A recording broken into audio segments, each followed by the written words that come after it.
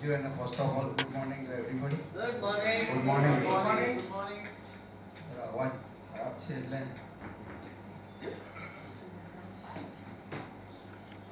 નિખિલભાઈ અમે શ્રીલંકા છે અને મને ઘણું બધું ખબર ઉપર હોય આપણે સાથે નહીં એ ખાઈને મને થોડું ખવડાવ્યું છે એને એટલે વાત બેસી ગઈ મારો. આજના સેમિનારમાં ફર્સ્ટ ઓફ ઓલ તો welcome to all of you. તમને સર્વનું સ્વાગત છે આ સેમિનારમાં. Shoulder pain and its a solution by Vishal Mandlewala. Shoulder pain generally લોકોને 55-60 વર્ષની ઉંમર પછી થતું હોય છે. જનરલી ડાયાબિટીક પેશન્ટોને વધારે પડતું ફ્રોઝન શોલ્ડર એને શોલ્ડર પેન થતું હોય છે. હું પણ આ પરિસ્થિતિમાંથી પસાર થઈ ચૂક્યો છું. ફ્રોઝન શોલ્ડર થવું એટલે આપણે અનુમાન કરતા હોઈએ કે કાલે પડખું પરને સૂઈ ગયા એટલે દુખાવો થયો, કંઈક કોશિકામાં આમ તેમ આવી ગયો એટલે દુખાવો થયો. પરંતુ હકીકતમાં એ frozen shoulder due to age, due to આપણી બેસવા ઉઠવાની સ્ટાઇલ, ડ્યુ ટુ આપણી જીવનશૈલી એના લઈને આ થઈ શકતો હોય છે. ને એના માટે સરળ એક્સરસાઇઝો, ઓપરેશન ને ઘણા બધા ઉપાયો હોય છે. એટલે હું આજે પણ જોઈ રહ્યો છું બધા 60 પ્લસના લોકો આવ્યા છે ને હું એવું માનું છું કે આપણે બધાને શોલ્ડર પેઇન હશે જ. તો તમે આજે કોઈ યંગસ્ટર દેખાતું નથી કારણ કે જનરલી હોય નહીં. તો હા એક છે તો આપણે તમારા કમિટીના મેમ્બર છો ભાઈ અને ચેમ્બરના સભ્ય છે. એટલે શોલ્ડર પેનમાં આ તકલીફ નોર્મલ છે એટલે બહુ સિરિયસલી નહીં, પરંતુ એના ઘણા ઉપચારો, ઘણા ઉપાયો આજના આ નવા એડવાન્સ યુગમાં છે તેની જાણકારી આપને આપશે. કાર્યક્રમના મુખ્ય વક્તા તરીકે આજે arthroscopy and shoulder surgeon doctor વિશાલભાઈ માંડલેવાલા છે, જે અમારા ચેમ્બરના ભૂતપૂર્વ પ્રમુખ અને ડોનેટ લાઈફના સ્થાપક એવા નિલેશભાઈ માંડલેવાલાના સુપુત્ર છે. અમારા સેક્રેટરી એનર્જી અને યંગ સેક્રેટરી જે ચેમ્બરના ઇતિહાસમાં હિસ્ટ્રીમાં ફર્સ્ટ ટાઈમ આટલા યંગ સેક્રેટરી બન્યા છે એવા નીરવભાઈ માંડલેવાલાના મોટા ભાઈ છે. એટલે સમાજ સેવા અને લોકોનું ફરિયાદ સાંભળીને એનું નિરાકરણ લાવવું એમના લોહીમાં છે ને એમના નેજા હેઠળ એમના વક્તવ્ય હેઠળ આજે સેમિનારનું આયોજન કરવામાં આવ્યું છે. મંચ ઉપર ઉપસ્થિત મારા સાથી મિત્ર નિખિલભાઈ મદ્રાસી, માનદ મંત્રી શ્રી મુનાલભાઈ શુક્લ, ચેમ્બરની પબ્લિક હેલ્થ કમિટીના સભ્ય ડૉક્ટર રાજનભાઈ Desai, SGCC education and skill ડેવલપમેન્ટના ચેરમેન શ્રી મહેશભાઈ કોમલાની અને અમારી હેલ્થ કમિટીના સૌથી એનર્જી કાયમ દોડતા ભાગતા હસતા એવા પારુલબેન વડગામા, ડૉક્ટર પારુલબેન વડગામાની કાર્યશૈલી અને એના માટે તો she is a very dedicated. આપણા કામ માટે કામ સોંપ્યું હોય એટલે કાયમ એની પાછળ લાગી જવું એ એમનો સ્વભાવ છે. એવા પારુલભાઈ વડગામા પછી હું આપ સૌરવનું હાર્દિક સ્વાગત કરું છું. આજના આ વ્યસ્ત જીવનશૈલીમાં ખભાવા દુખાવાની સમસ્યા સામાન્ય બની જાય છે. ઘણીવાર આપણે તેને અવગણતા હોઈએ છીએ. ખભાનો દુખાવો મોટાભાગે ખરાબ બેસવાની રીત અને ભારે પ્રવૃત્તિઓને કારણે થતો હોય છે, પરંતુ ક્યારેક તેઓ આપણે મુશ્કેલીમાં મૂકી શકે છે. આથી આજના કાર્યક્રમનો હેતુ અને ખભાના દુખાવાના મુખ્ય કારણો સમજવાનો અને રોજિંદા જીવન અપનાવી શકાય તેવા સરળ ઉકેલો રજૂ કરવાનો છે. સરળ વ્યાયામ, યોગ્ય બેસવાની પદ્ધતિ અને સમયસર સારવાર લઈને આપણે ખભાના દુખાવાથી બચી શકાય છે. જેના વિશે આજના વક્તા ડૉક્ટર વિશાલભાઈ માંડલેવાલા આપ સર્વેને વધુ માર્ગદર્શન આપશે. ડૉક્ટરી નોલેજ તો આપણે હોય નહીં એટલે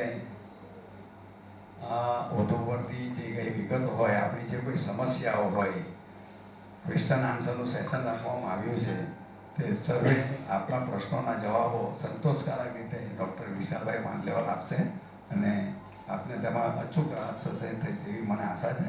આભાર. જય હિન્દ, જય જય ગરવી ગુજરાત. आपका खूब खूब आभार सर. SGCCI हमेशा इंडस्ट्री અને હેલ્થકેર બંનેને સપોર્ટ કરતું હોય છે. સામાન્ય રીતે કોઈ પણ કાર્યક્રમમાં આપણે વક્તાનું, મહેમાનનું બુકે દ્વારા સ્વાગત કરતા હોઈએ છીએ, અભિવાદન કરતા હોઈએ છીએ. પણ ઇન્ડસ્ટ્રીને સપોર્ટ કરવા માટે અમે ફ્લોરલ બુકે નહીં, પણ સાડીના બુકેથી અને ઇન્ડસ્ટ્રીને સપોર્ટ કરે તે રીતે અમે આજના વક્તાનું અભિવાદન કરીશું. આ માટે હું વિજયભાઈ મેવાવાલા અને ડિગ્નિટરી ઓન ડાયસ દરેકને વિનંતી કરું છું કે આપ એમનું સ્વાગત કરશો.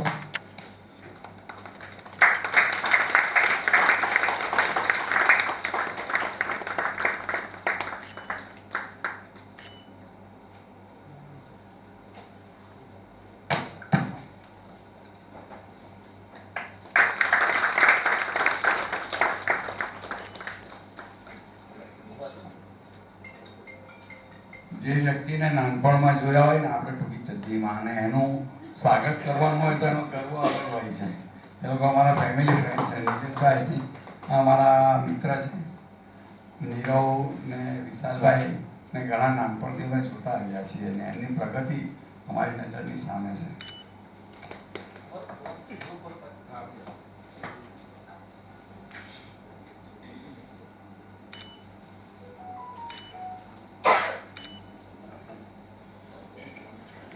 આપનો ખૂબ ખૂબ આભાર સર.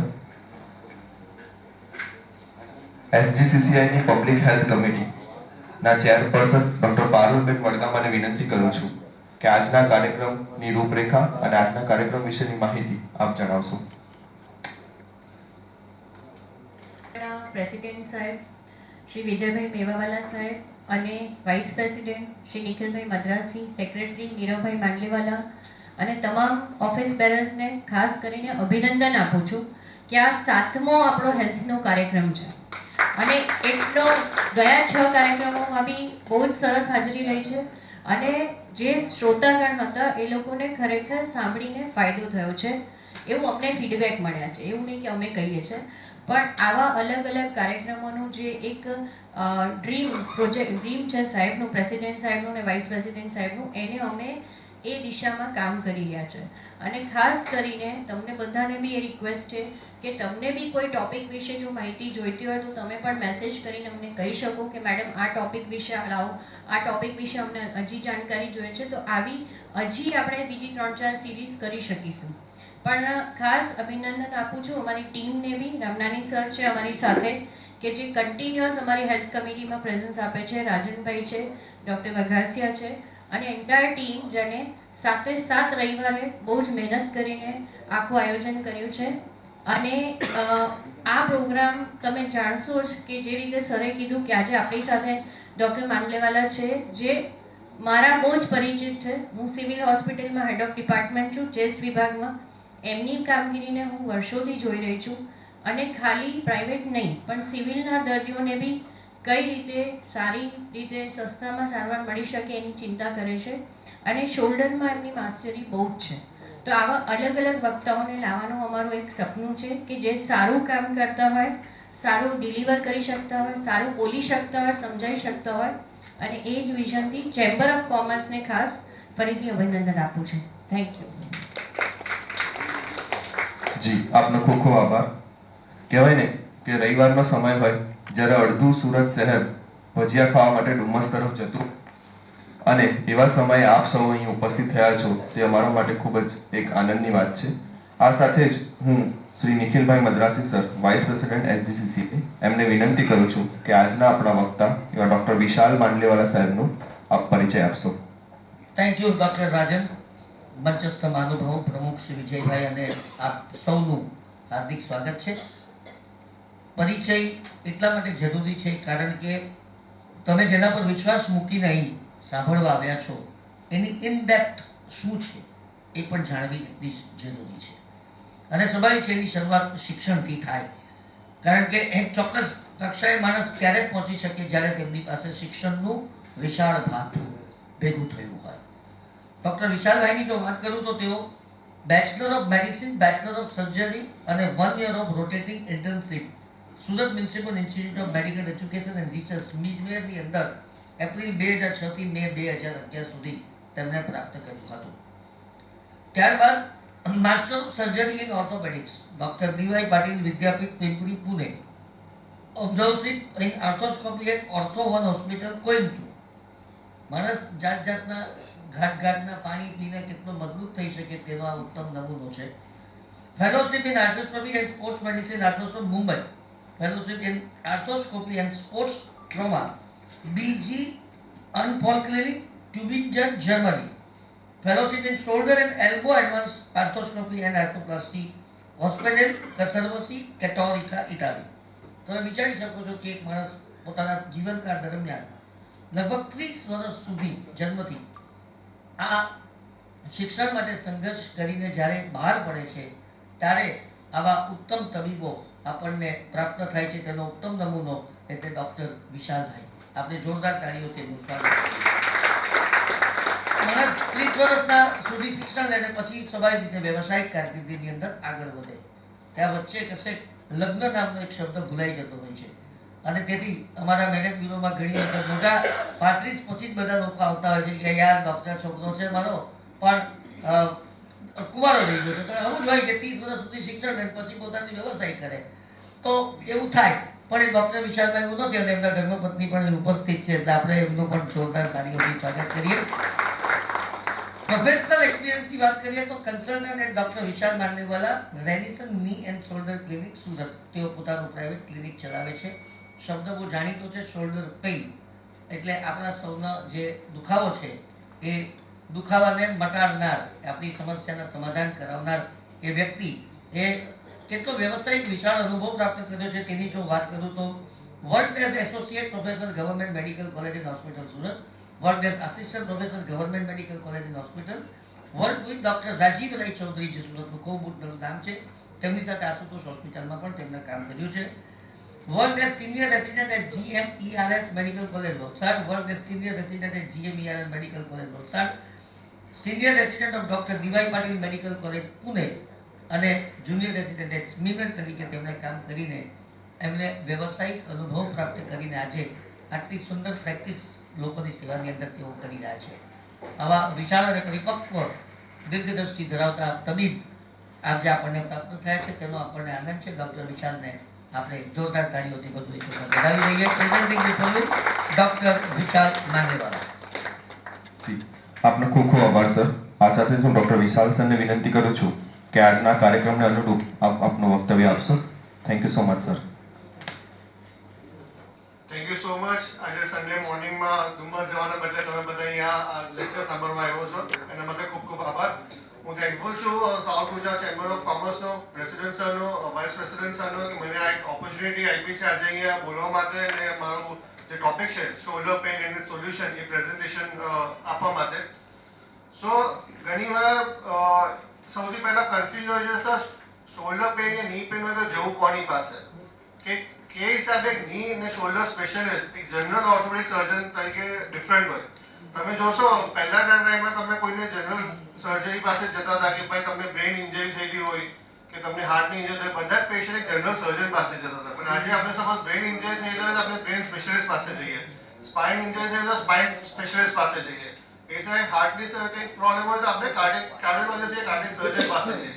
એ જ વેમાં એક જનરલ ઓર્થોપેડિક સર્જને different types of surgery, different type of treatment કરવું પડે કે તો બોનના ફ્રેક્ચર છે, ફૂટ એન્ડ એન્કલ છે, નીની સર્જરી, શોલ્ડરની સર્જરી, સ્પાઇનની surgery, hand surgeries, paediatric surgery, એ બહુ એક માસ્ટ ટોપિક છે.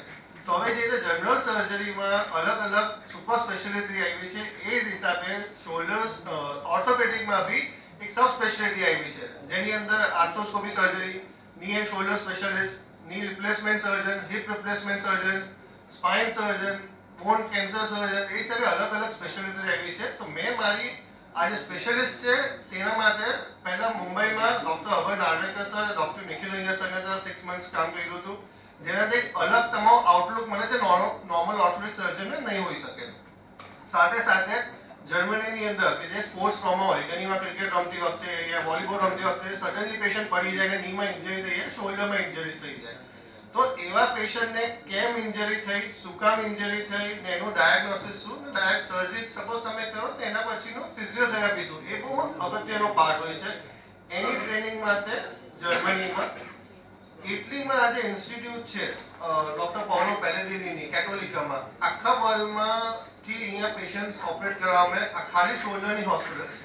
શોલ્ડર સિવાય અહીંયા બીજી કોઈ સર્જરી કરવામાં આવતી નથી. એટલે જેટલી બી તમારા કન્સર્ન સ્પોર્ટ્સ પર્સન હોય, જેટલીમાં ઘણું બાસ્કેટબોલનું પ્રમાણ વધારે છે, બધા લોકો અહીંયા જ સર્જરી કરવામાં આવે એટલે એક્સપોઝર તમને સારું મળી રહે. સો આજે હવે આપણે ટોપિક પર આવે તો common causes of shoulder pain. તો શોલ્ડર પેઇનમાં સૌથી વધારે કોમન હોય છે જે frozen shoulder. Normally frozen shoulder તમને 40 to 50 યર્સમાં બી જોવા મળતું હોય છે ને એ બહુ જ કોમન છે. જેને બી ડાયાબિટીસ હોય એ લોકોને ફ્રોઝન શોલ્ડર થવાના ચાન્સીસ બહુ જ હાઈ હોય છે. બીજું કોમન હોય છે કે રોટેટર કફ ટેન્ડિનોસિસ. રોટેટર કફ ટેન્ડિનોસિસ એટલે ખભાના જે સ્નાયુ હોય એ સ્નાયુનો સોજો. એટલે તમને હાથ ઉપરથી વખતે તમને ઘણો દુખાવો થઈ શકે. તમને એમ લાગે વાળ ઓળવામાં, કપડાં પહેરવામાં કે વોલેટ કાઢવામાં ઘણો દુખાવો થાય. રોટેટર કફ ટેર એટલે તમારા ખભાના જે સ્નાયુ છે, જે ખભાની દોરી છે, એ દોરી તમારે તૂટી ગઈ છે. સપોઝ તમારી દોરી થોડી ઘણી તૂટેલી હોય તો બી તમારે એક ચાનો કપ બી ઉચકવો હોય તો ઉચકાશે નહીં. પણ એ વસ્તુ નોર્મલી તમે ટ્રીટમેન્ટ કરી શકતા હો. આખું ફાટી જાય તો તકલીફ છે. Shoulder dislocation, કેલ્સિફિક ટેન્ડિનાઇટિસ. કેલ્સિફિક ટેન્ડિનાઇટિસ એટલે કે તમે આજે લાગે કે કાલ સુધી તમને શોલ્ડરમાં કઈ જ પેઇન નહીં હતું, પણ સવારનો હતો તો મને અસહનીય પેઇન છે ને મારાથી હાથ ઉચકાતો નથી, કોઈ હાથ અડકી બી લઈ તો બી તમને બૂમો પડી જાય. એનું કારણ એ કે સડનલી તમને શોલ્ડરમાં કેલ્શિયમના ગઠ્ઠા જમા થતા હોય ને કેલ્શિયમના ગઠ્ઠા જમા થવાને લીધે તમને અસહનીય પેઇન થશે. તો એનું ટ્રીટમેન્ટ કંઈ ના હોય, 3 દી ખાલી જોડીમાં હાથ રાખો તમારું પેઇન જતું રહેશે. બહુ બેસિક ટ્રીટમેન્ટ છે, કોઈ સર્જરી કંઈ નહીં, ખાલી શોલ્ડર ઇમોબિલાઇઝરમાં હાથ રાખવાનો એટલે તમારું પેઇન જતું રહે. એ શોલ્ડર આર્થરાઇટિસ એટલે ખભાનો ઘસારો. તો સૌથી પહેલા આપણે વાત કરશું ફ્રોઝન શોલ્ડર અને સોલ્યુશન. ફ્રોઝન શોલ્ડર એટલે શું? ફ્રોઝન શોલ્ડર એટલે તમારો ખભા જકડાઈ જવો. કે હિસાબે કે તમારું શોલ્ડરના જે સ્નાયુ છે, વ્હાઇટ કલર ટિશ્યુ દેખાય, એમાં આપણા ખભામાં 4 સ્નાયુઓ આવે જેને અમે રોટેટર કફ કહીએ. રોટેટર કફ એક ઇલાસ્ટિક ટિશ્યુ સાથે જોડાયેલું હોય જેને સામાન્ય ભાષામાં કેપ્સ્યુલ કહેવાય. એટલે એનું નામ છે એડહેસિવ કેપ્સ્યુલાઇટિસ. હવે કોઈ કારણસર એ કેપ્સ્યુલ તમારો એકબીજાથી ચીપકી જાય છે તો તમને હાથ ઉપર ઉચકવામાં બહુ દુખાવો થશે. તમને લાગે કે મારો હાથ આટલો જાય છે, સપોર્ટ બી આપશો ને તો બી તમારો હાથ જશે નહીં. બહારની સાઈડ પર તમે હાથ લઈ નહીં જઈ શકશો. તમને એમ હોય મારે બહાર હોવા છે, વોલેટ કાઢવો છે, તમે કાઢી નહીં શકશો. અને અડધી રાતના તમે ઊંઘમાંથી ઉઠી જશો ને ઘણી વાર ઘણા દર્દીઓને એવું થતું હોય છે કે ઊંઘ આવતી જ નથી. તો એનું કારણ એ છે કે તમારા જે પેલું કેપ્સ્યુલ છે, જે ઇલાસ્ટિક ટિશ્યુ છે, એ તમારો એકબીજાથી ચીપકી ગયો છે. જેના લીધે તમારો ટિશ્યુ ચીપકી ગયો છે તો નસ રોટેટર કફના મસલ જે સ્નાયુ છે કેટલા બી સારા હશે, તમે હાથ ઉપર લઈ નહીં જઈ શકશો બીકોઝ તમારે ટિશ્યુ ચીપકી ગયું છે. આપણે કાપડનો કોઈ મટીરિયલ હોય, ઇલાસ્ટિક મટીરિયલ વચ્ચે હોય, જો ઇલાસ્ટિક મટીરિયલ ચીપકી ગયું હોય તો કાપડ કેટલું બી સારું હોય નહીં ખુલશે. એ જ એમાં આ કેપ્સ્યુલ તમારું ચીપકી જવાના લીધે તમારા રોટેટર કફ નોર્મલ હોવા છતાં તમે હાથ ઉપર ઉચકી નહીં શકશો. એને ફ્રોઝન શોલ્ડર કહેવાય. મેડિકલ ભાષામાં જે કેપ્સ્યુલ ચીપકી જાય છે એને કહેવાય એડહેસિવ કેપ્સ્યુલાઇટિસ.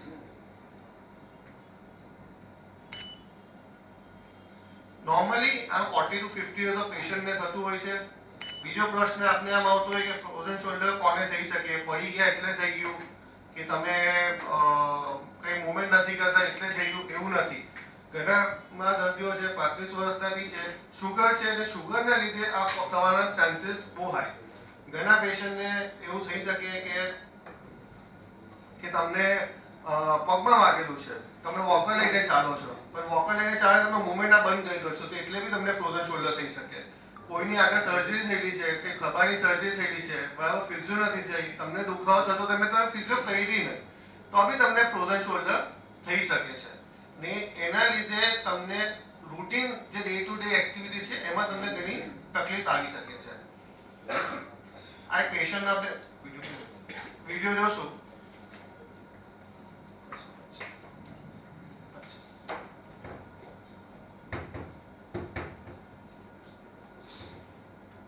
મહિના પછી મારી પાસે પેશન્ટ આવ્યું હતું. જ્યારે મારી પાસે પેશન્ટ આવેલું ત્યારે ઓલરેડી કોઈ ડોક્ટરે એમને 2 વાર સ્ટીરોઇડના ઇન્જેક્શન ખભામાં આપી દીધા હતા. 6 મહિનાથી ફિઝિયો કરતા હતા પણ એમને કોઈ રિલીફ નહીં થતું. એમને ફ્રોઝન શોલ્ડર છે તો શું કરવાનું? ફ્રોઝન શોલ્ડરમાં હું કંઈ બી નહીં કરીશ ને તો બી 2 વર્ષમાં તમારું ફ્રોઝન શોલ્ડર એમને એમ સારું થઈ જ જવાનું છે. પણ 2 વર્ષ સહન તો થવું જોઈએ કે ડે ટુ ડે એક્ટિવિટી તમારે કરવાની હોય, ઘરના કામ હોય, તે સહન બી તો થવું જોઈએ. આખી રાત પેશન્ટ ઊંઘે નહીં, આખી રાત જાગ્યા કરે કે 6 મહિના હેરાન થઈને આવેલું દુખાવા સાથે આવ્યો. ઘણા દર્દી હોય 30 થી 40% દર્દી હોય જેને તમે સ્ટીરોઇડનું ઇન્જેક્શન આપો ને ફિઝિયોથેરાપી કરો તો એ લોકોને સારું થઈ જાય. પણ બાકીના 60-70% પેશન્ટનું શું, એ ફિઝિયોથેરાપી બી તમારે 6 મહિના કરાવવાની. કે 6 મહિના દર્દ સહન કરવાનું, જેનું ટ્રીટમેન્ટ જલ્દી થઈ શકતું હોય તો 6 મહિના તમારે પેન સહન કરવાનું. સો કે હિસાબે હવે આપને ક્લિનિકલી ભલે ફ્રોઝન શોલ્ડર લાગતું હોય, આપને ઇન્જેક્શન બી આપવું હોય, પણ ઘણા વાર કેવું થાય કે તમે રિપોર્ટ વગર ઇન્જેક્શન ના આવે. મારો એક પેશન્ટ હતો ઉભો આમ કે સર મને ફ્રોઝન શોલ્ડર બદલાઈ ગયું છે, તમે મને ઇન્જેક્શન મૂકી આપો. મેં રિપોર્ટ કાઢ રિપોર્ટ નથી પણ બધા કહે છે ફ્રોઝન શોલ્ડર છે. ફ્રોઝન શોલ્ડર છે બરાબર છે, પણ રિપોર્ટ તો જોઈએ ને. રિપોર્ટ વગર કેમ ઇન્જેક્શન મૂકી દો? સ્ટીરોઇડનું ઇન્જેક્શન છે કે તકલીફ થઈ તો બહુ પ્રેશર આવ્યું તો કે છેલ્લે પેશન્ટને એમઆરઆઈ કરાવ્યું, એને શોલ્ડરનું ટીબી નીકળ્યું. હવે જો એવા પેશન્ટને એના પ્રેશરમાં હું ઇન્જેક્શન આપી દેતે તો એનો આખો હાથ જે છે ને બધું ઇન્ફેક્શન સ્પ્રેડ થઈ જશે, ત્યારે એનો હાથ કાપવાની નોબત આવી જશે. એટલે જ્યારે બી કોઈ બી તમને સપોઝ તમારા ઓળખી તમે એમ કે ઇન્જેક્શન મુકાઈ દો, મુકાવવા માંગતો નથી, રિપોર્ટ વગર નહીં મૂકવું જોઈએ.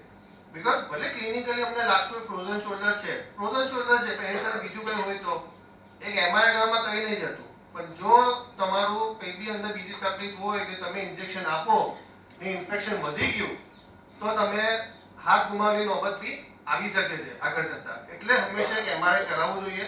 સો દેટ આપને એમઆરઆઈ થી ખબર પડે કે ખાલી ફ્રોઝન શોલ્ડર છે યા ફ્રોઝન શોલ્ડર સાથે અંદરની નસ ફાટેલી છે કે કેલ્સિફિક ટેન્ડિનાઇટિસ છે કે ઘસારો છે, તે આપને ખ્યાલ આવી શકે.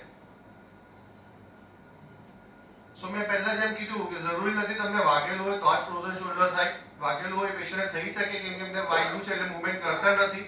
કોઈ ફિઝિયો કીધી હોય, તમે ફિઝિયો કરાવી જતા હો પણ તમને દુખાવો થાય નથી થતી, પછી કરીશ ને ધીરે ધીરે તમારું ફ્રોઝન શોલ્ડરમાં ડેવલપમેન્ટ થતું જાય.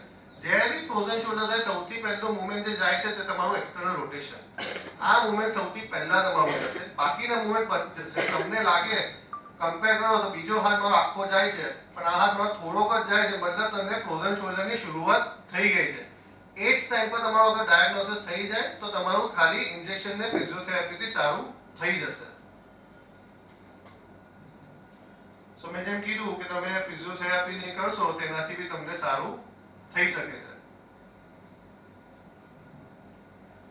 સો નોર્મલ તમે આઈસ, પેઇન કિલર્સ ને ફિઝિયોથેરાપીના સારા પ્રોટોકોલ સેટ કરવાના હોય, પ્લસ તમને શોલ્ડરમાં સ્ટીરોઇડનું ઇન્જેક્શન આપતો હોઈએ છે, એનાથી તારો સ્વેલિંગ ઓછું થાય. ઘણા દર્દીઓ મારી પાસે આવે કે સર મેં 2 ઇન્જેક્શન લીધા, 3 ઇન્જેક્શન લીધા પણ મને સારું જ નથી થતું. એક વસ્તુ સમજવાની વસ્તુ એ છે કે તમને ફ્રોઝન શોલ્ડર કેમ થયું, કે તમારા ટિશ્યુ ચીપકી ગયા એટલે તમને ફ્રોઝન શોલ્ડર થયું છે. સ્ટીરોઇડના ઇન્જેક્શન આપવાથી જે અંદરનો જે સોજો છે ફ્રોઝન શોલ્ડર, એ સોજો જ ખાલી ઓછો થાય. એ માન્યતા ખોટી છે કે સર ઇન્જેક્શન પહેલા મારું ફ્રોઝન શોલ્ડર સારું થઈ ગયું. ઇન્જેક્શન આપવાથી જે ટિશ્યુ ચીપકી ગયા છે છૂટા નથી થવાના, ટિશ્યુ તો તાને તાજ રહેવાના છે. ખાલી તમારો અંદરનો સોજો ઓછો થાય. સોજો ઓછો થાય એટલે તમને દુખાવો ઓછો થાય ને તમે ફિઝિયો સારી રીતે કરી શકો. સો તો કોન્સેપ્ટ એવો છે કે ઇન્જેક્શન મુકાયું હોય તો પહેલા 3 થી 4 દિવસ દિવસમાં 3 વાર ફિઝિયો કરો, તાકી તમારું પેન ઓછું હશે તો તમે વ્યવસ્થિત ફિઝિયો કરી શકશો. ને એક વાર ઇન્જેક્શન આપ્યું હોય ને તો બીજી વાર આપવાની જરૂર નથી. ફરક પડવાનો હશે તો એકમાં જ પડી જશે. મારી પાસે ઘણા પેશન્ટ આવે કે સર 6 ઇન્જેક્શન મુકાવ્યું, 6 ઇન્જેક્શન શું કામ મુકાવો છે કે સસ્તો નથી કરતો, એ ઘણું મોંઘું થતું હોય છે. પણ મૂકે છે લોકો, પેશન્ટને માહિતી નથી હોતી એટલે લોકો મુકાવ્યા કરે, પણ એ ટ્રીટમેન્ટ નથી. સપોઝ તમે ઇન્જેક્શન મુકાયું, તમે દવા લો છો અને મહિનામાં તમને કંઈ નહીં તો 25 થી 30% તો બે મિનિમમ ફરક પડવો જોઈએ, તો તમે 4 થી 5 મહિનામાં રિકવરીમાં આવશો.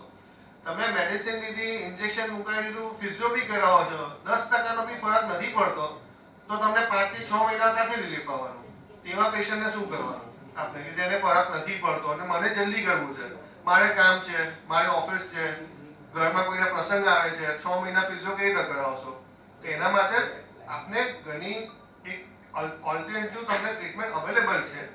જે માહિતી હોય તો કરશે. સાઉથ ગુજરાતમાં હાર્ડલી 1-2 લોકો છે જે તમને આની નોલેજ આપશે. એમાંથી હું, બીકોઝ આ થતું નથી. હું એટલી હતો, મારા બોસ કરતા હતા, એમની પાસે મેં શીખ્યું ને હું અહીંયા હવે કરું છું. સો જલ્દી તમારે થવું હોય કે ના સર મારે તો 10 દિવસ પછી હાથ ઉપર ઉચકાઈ જાય, 2 દિવસમાં હાથ ઉપર ઉચકાઈ જાય, એના માટે શું? એના માટે છે હાઇડ્રોડાયલેટેશન. હાઇડ્રોડાયલેટેશન એટલે કે તમારા ખભામાં પેશન્ટને જનરલ એનેસ્થેશિયા ને શોલ્ડર બ્લોકમાં આવે ઓપરેશન થિયેટરમાં, ને નોર્મલ સલાઇન ઇન્જેક્ટ કરવામાં આવે શોલ્ડર જોઈન્ટમાં એક નીડલ દ્વારા. એટલે કોઈ કાપની, કોઈ ટાંકાની, બીજા દિવસે તમે એમ કે મારે બાઇક લઈને ફરવા જવું છે, તમે જઈ શકો. કોઈ રોકટોક નહીં, કશું જ નહીં, કોઈ પટ્ટો બી નહીં. સો એની અંદર 50 થી 60 ml અમે નોર્મલ સલાઇન શોલ્ડર જોઈન્ટમાં ઇન્જેક્ટ કરીએ છીએ. હવે જે મેં આગળ કીધું, ફ્રોઝન શોલ્ડર એટલે ટિશ્યુનું ચીપકવું. હાઇડ્રોડાયટેશનમાં પાણી નાખવાના લીધે તમારું જોઈન્ટ જે ચીપકી ગયું છે તે ફૂલે, પાણીના ફુગ્ગાની જેમ. કે પાણીનો ફુગ્ગો તમે સ્ટાર્ટિંગમાં તો બધો એકદમ ચીપકેલો જ હોય. તમે પાણી ભરો એટલે ફુગ્ગો ફૂલે, જેટલું બી તમારો ચીપકેલો પોર્શન છે એ બધું છૂટું થઈ જાય. એ જ વેમાં શોલ્ડરમાં તમે જ્યારે નોર્મલ સલાઇન ઇન્જેક્ટ કરો તો તમારું ધીરે ધીરે શોલ્ડર છૂટું થતું જાય ને તમારું મૂવમેન્ટ આવી જાય. જે રીતે આપણે અહીંયા જોઈએ. હવે આ પેશન્ટને તમે આ સ્પેસ જો તો કેટલી સ્પેસ છે, આ હાઇડ્રોડાયલેશન પછીની સ્પેસ જો, ઘણી સ્પેસ વધી તમારી. તો આ કેમ વધી? કેમ કે મેં નોર્મલ સલાઇન ઇન્જેક્ટ કર્યું, 10 ml જ ઇન્જેક્ટ કરો એક ટાઈમ પર. એટલે તમને તમે એક્સરેમાં જો અંદર ઓપરેશન થિયેટરમાં મશીન હોય તે આમ કહેવાય, એટલે તે તમે જો કે તમારું શોલ્ડર ફૂલતું જાય છે. એટલે આ નીડલ દ્વારા જ થયેલું છે. અહીંયા કેટલી ઓછી સ્પેસ છે, પેલી સ્પેસ કેટલી તમારી વધી ગઈ છે. એટલે તમારું શોલ્ડર આખું ખુલે ને તમને ઓપરેશન થિયેટરમાં જ ઓપરેશન થિયેટરમાં તમારું આખું મૂવમેન્ટ આવી જાય. આ બાજુ તમે લેફ્ટ સાઈડ પર જોશો તો તમને જોશો કે કેટલું મૂવમેન્ટ હતું. આટલો જ હાથ જતો હતો દર્દીનો, ને પછી પેલો જોવો છો તો આખો તમારો હાથ ઉપર ઓપરેશન થિયેટરમાં જ આવી જાય છે. આ જ મૂવમેન્ટ લાવતા તમને ફિઝિયોથેરાપીથી કરવા જાઓ ત્યારે 5-6 મહિના લાગી જાય ને શક્યતા ખરી કે 5-6 મહિના પછી બી તમે આ સ્ટેટસ પર રહો. તો આ જે દર્દીનો આપણે આગળ વિડીયો જોયો કે 6 મહિના ફિઝિયોથેરાપી કરી તો બી એમનો હાથ આટલો જ જતો હતો, ઇન્જેક્શન તો બી આટલો જ જતો હતો. એનો એક જ બીજો જે વિડીયો છે તે હાઇડ્રોડાયલેશનના નેક્સ્ટ ડેનો જ વિડીયો છે. એટલે તમને ડિફરન્સ દેખાશે કેટલો ફરક છે. એનું નોર્મલ મૂવમેન્ટ આવી ગયું, 6 મહિનાથી નહીં હતું. 6 મહિનાથી પેશન્ટ આખી રાત જાગતું જ હતું. પેઇન એટલું બધું કે ઊંઘ નહીં આવે, આખા હાથમાં તમને ગઠ્ઠા જેવું ફીલ થાય, કડક ફીલ થઈ જાય. સો આ હાઇડ્રોડાયલેશનનો બેનિફિટ એ છે કે તમે લોંગ ટર્મ ફિઝિયોથેરાપીથી બચી જાઓ. એવું તો છે નહીં કે ફિઝિયોથેરાપી સસ્તી છે. ડેલી ફિઝિયોથેરાપીમાં જેવું આવું ફિઝિયોથેરાપિસ્ટનો એક્સપેન્સ, એટલે બધા એક્સપેન્સ ઘણા બધા હોય ને. મેન એક્સપેન્સ તો તમારો ટાઈમ ને તમારે જે દર્દ પીડા સહન કરવા પડી છે તે એક્સપેન્સ તો સેકન્ડની વસ્તુ છે. હું સિવિલમાં બી કરું છું આ વસ્તુ, એટલે એક્સપેન્સની વાત નથી. ઘણા દર્દીઓને મેં સિવિલમાં બી કરી આપ્યું છે. બટ જે સમય જાય છે તમારો, એ સમય તો પાછો ના આવશે ને. તમારે જે 6 મહિના દર્દ સહન કરવું પડે એ ના આવે. તો આનાથી તમારી રિકવરી ફાસ્ટ થઈ જાય. પોસ્ટ પ્રોસિજર 1 મહિના ફિઝિયોથેરાપી કરવી જરૂરી છે.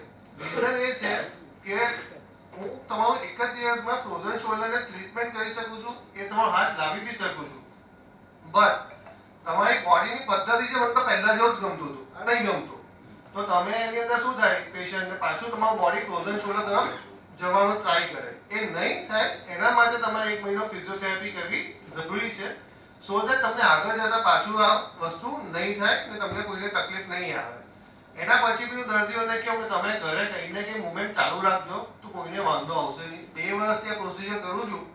અત્યાર સુધી એક બી એવું પેશન્ટ નથી કે જેને એમ થાય કે સર મને પાછું થઈ ગયું હોય. ઘણા પેશન્ટ બીજા હાથમાં કરાવી ગયા કે સર એક હાથમાં થયું તો આ બીજા હાથમાં બી ફ્રોઝન શોલ્ડર થઈ ગયું, કરી દો ને, મારે ફિઝિયો કરવી જ નથી. કે 6 મહિના કરવા પછી બી તમારી પાસે જ આવવાનું છે, એના કરતાં પહેલા જ કરી દઈએ તો મારું જલ્દી રૂટીન વર્ક ચાલુ થઈ જાય. ને નોર્મલી ઘણા બધા પેશન્ટ શું હોય 60 યર્સ 65 યર્સના હોતો હોય. હું 65 યર્સના પેશન્ટને એમ કહું કે તમે ફિઝિયો કરો 6 મહિના, 60 યર્સ પછી એમને ફરવાનો ટાઈમ હોય. એમાં કાં 6 મહિના ફિઝિયોથેરાપિસ્ટ પાસે ધકેલી દેવાનો. તો એમાં પેન તમને લાગે ફિઝિયોથી ફરક પડે છે તો કન્ટિન્યુ. પણ સપોઝ તમને ફિઝિયોથી ફરક નથી પડતો, 1 મહિના પછી બી તમને લાગે 10% તો મને ફરક નથી પડતો, તો ખોટો સમય બગાડવાનો કોઈ મતલબ રહેતો નથી. પડતો હોય ફરક, મારી પાસે પેશન્ટ હોય એમાં હું ફિઝિયો નહીં કરી, ઇન્જેક્શન લઈ લો, મહિના સુધી ફિઝિયો કરો, તમને 25-30% ફરક પડે તો આપણે એક પ્રોટોકોલ ફોલો કરશું. બધાને કરવાની જરૂર નથી. પણ તમને મહિના પછી 10% બી ફરક નહીં પડતો હોય તો પછી ખાલી ખોટું સમય બગાડવાનો મતલબ નથી રહેતો. આ પ્રોસિજર કરીને તમારું નોર્મલ એક્ટિવિટી તમે જલ્દી લાવી શકો છો.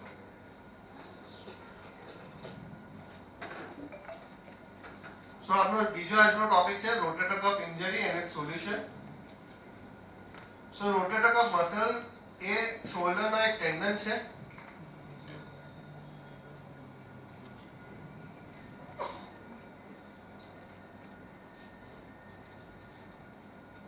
આ શોલ્ડર રોટેટર કફ મસલ તમારા રોટેટર કફના ટેન્ડન્સ હોય છે જે તમારો હાથ ઉપર ઉચકવામાં મદદરૂપ થતા હોય છે.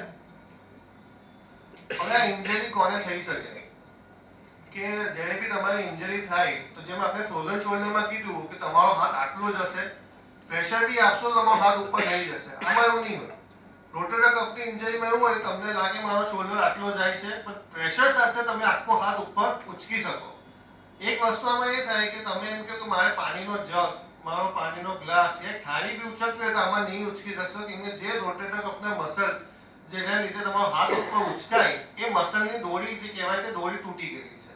એટલે આપણે કૂવામાં દોરડો નાખીએ બકેટ લેવા માટે, તો સપોઝ તમારું બકેટની દોરી તૂટી ગયેલી હોય, નબળી પડી ગઈ તો બકેટ ઉપર નહીં આવશે. તમે પાણી ભરશે, જેવું વજન ઓછું કરશો તો તરત તમારું બકેટ નીચે પડી જશે. એ જ એમાં આ ખભાની જે દોરી છે, જે સ્નાયુ કહેવાય, એ સ્નાયુ ફાટી ગયો હોય તો તમે જેવું હાથ ઉપર ઉચકવા ઉચકાશે નહીં, તમારે સપોર્ટની જરૂર પડે. સો આ કોને થઈ શકે? જીમમાં બહુ કોમન છે. વધારે પૂરતું વેટ ઉચકવાના લીધે, ઇમ્પ્રોપર જીમની ટેકનિકના લીધે આ વસ્તુ થઈ શકવાની શક્યતા વધારે છે. સડનલી આપણે ઘરે પડી ગયા, ચાલતા ચાલતા એક દરવાજા સાથે ઠુકાઈ ગયા, કે કોઈ બાળકને આપણે ઉચકવા જઈએ ને ઓલ્ડ એજમાં, તો એના લીધે આપણે જગ લાગવાની લીધે આ થઈ શકે. દિવાળીનો સમય હોય, બધા ઘરે સાફ સફાઈ કરતા હોય, વધારે જગ લાગી જાય ત્યારે બી આ થઈ શકે છે. જરૂરી નથી કે તમે દર વખતે પહેર્યા હોય એને જ આ થાય. ઓલ્ડ એજમાં આફ્ટર 55-60 આ થવાનું રીઝન વધારે છે, બીકોઝ તમારા જે રોટેટર કફના મસલ હોય નબળા થઈ ગયા હોય વિથ એજ. તો એના લીધે તમે થોડું બી જગ લાગે ને કે સર કંઈ જ નહીં કર્યું હતું, ખાલી ઉપર એક વસ્તુ પાડવા ગયા એકદમ જગ લાગી ગયો, કેમ કે તમારું મસલ વીક થઈ ગયો. આપની એવી પદ્ધતિ નથી ઇન્ડિયામાં કે ભાઈ રૂટીનલી બધા જીમ જતા હોય, એવું આપણું લાઈફસ્ટાઈલ નથી. એના લીધે over the period of time તમારા બધા મસલ્સ વીક થાય. એ મસલ વીકનેસમાં સપોઝ તમને જગ લાગી જાય તો તમને આ ઇન્જરી થવાના ચાન્સીસ બહુ હાઈ છે. સો જેમ પેલું કીધું કે હિસાબે ડાયગ્નોસિસ થાય, આપણે એક MRI કરાવવું પડે. ને MRIમાં કરાવવાનો બેનિફિટ એ છે કે આપણે ખબર પડી જાય કે તમને તમારો જે સ્નાયુ સપોઝ ફાઈટો છે, આખો ફાઈટો છે યા અડધો ફાઈટો છે. આખો ફાટી ગયો હશે તો સર્જરી જ છે, એમાં આની નથી. પણ જો અડધો ફાઈટો હોય તમારો, તો અડધો ફાઈટોના બી પહેલા કેવું થતું કે જ્યારે અડધો ફાઈટો તમે કંઈ ના કરો ને તો ધીરે ધીરે આખો ફાટોમાં જતું રહે. તો ઇનિશિયલી ટ્રીટમેન્ટ એમ હતું કે મેડિસિન ને ફિઝિયોથેરાપી કરવાનું ને એક પેલું સ્ટીરોઇડનું ઇન્જેક્શન આપવું, એટલે સોજો ઓછો થાય એટલે હિલિંગમાં હેલ્પફુલ રહે. મેડિસિનથી હિલિંગ થતું હતું. બટ છેલ્લા વર્ષમાં જે બહારની પદ્ધતિ હતી PRP એટલે પ્લેટલેટ રિચ પ્લાઝમા, એટલે વર્ષથી 2 વર્ષ પહેલા આપણે તો અવેલેબલ નહીં હતું અહીંયા. હું 2020માં જે ઇટલી ગયો હતો ત્યાં મેં સર આપતા હતા. એટલે PRP આપવાના લીધે એ તમારું જે પાર્શલ કફ ટેર છે જે એ ત્યાં ટેર અટકાઈ જાય ને આગળ હિલિંગથી તમે બચી શકે. સો PRP કે હિસાબે બને, તમારું જ બ્લડ લેવામાં આવે, એ બ્લડ 15 ml બ્લડ લેવામાં આવે, એ બ્લડને આ મશીનમાં મૂકવામાં આવે, મશીનમાં સેન્ટ્રીફ્યુજ થાય. તમારા બ્લડમાં એક પ્લેટલેટ કરીને કમ્પોનન્ટ હોય, એ પ્લેટલેટના કમ્પોનન્ટને બ્લડથી છૂટું કરવામાં આવે. નોર્મલી જે PRPમાં પ્લેટલેટ્સ જે હોય તમારા બ્લડમાં એની વેલ્યુ, એનું રેન્જ જે છે તે 2 થી 4 લાખની વચ્ચે હોય.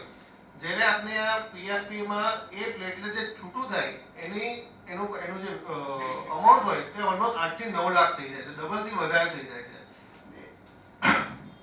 ને એ પ્લેટલેટ જ પછી તમને ખાલી જે એક્સ્ટ્રા PRP છે એ તમારા બ્લડમાં તમને જ્યાં ટેર થયું હોય ત્યાં આપવામાં આવે. USG ગાઈડેડ, બીકોઝ આપણે ના ખબર હોય કે હું એમને ઇન્જેક્શન આપું. સ્ટીરોઇડનું ઇન્જેક્શન તમે ડાયરેક્ટલી આપી શકો છો કેમ કે આખા જોઈન્ટમાં આપવાનું હોય. PRPમાં જ્યાં તમારું ટેર છે એક્ઝેક્ટલી જ્યાંથી એ થોડું ઘણું ફાટેલું છે ત્યાં જ એક્ઝેક્ટલી તમારી નીડલ જવી જોઈએ. ફાટેલું તમારું પોર્શન છે એની ઉપર, એની અંદર બી નહીં. એની અંદર તમે આપશો તો ત્યાં જમા થઈ જશે તો તમને ઇન્ફેક્શન થવાનો ચાન્સ છે. એટલે જ્યાં એક્ઝેક્ટલી તમારો ટેર થયો છે એની ઉપર નીડલ રહેવી જોઈએ. એ નીડલ તમે ત્યાંથી તમે PRP આપો, એની ઉપર એક લેયર બને, વિથ ટાઈમ એટલે તમારો ત્યાં જે કફ છે એ કફ ચીપકી જાય ને નવું એક કફનું લેયર આવી જાય તો તમારો કફ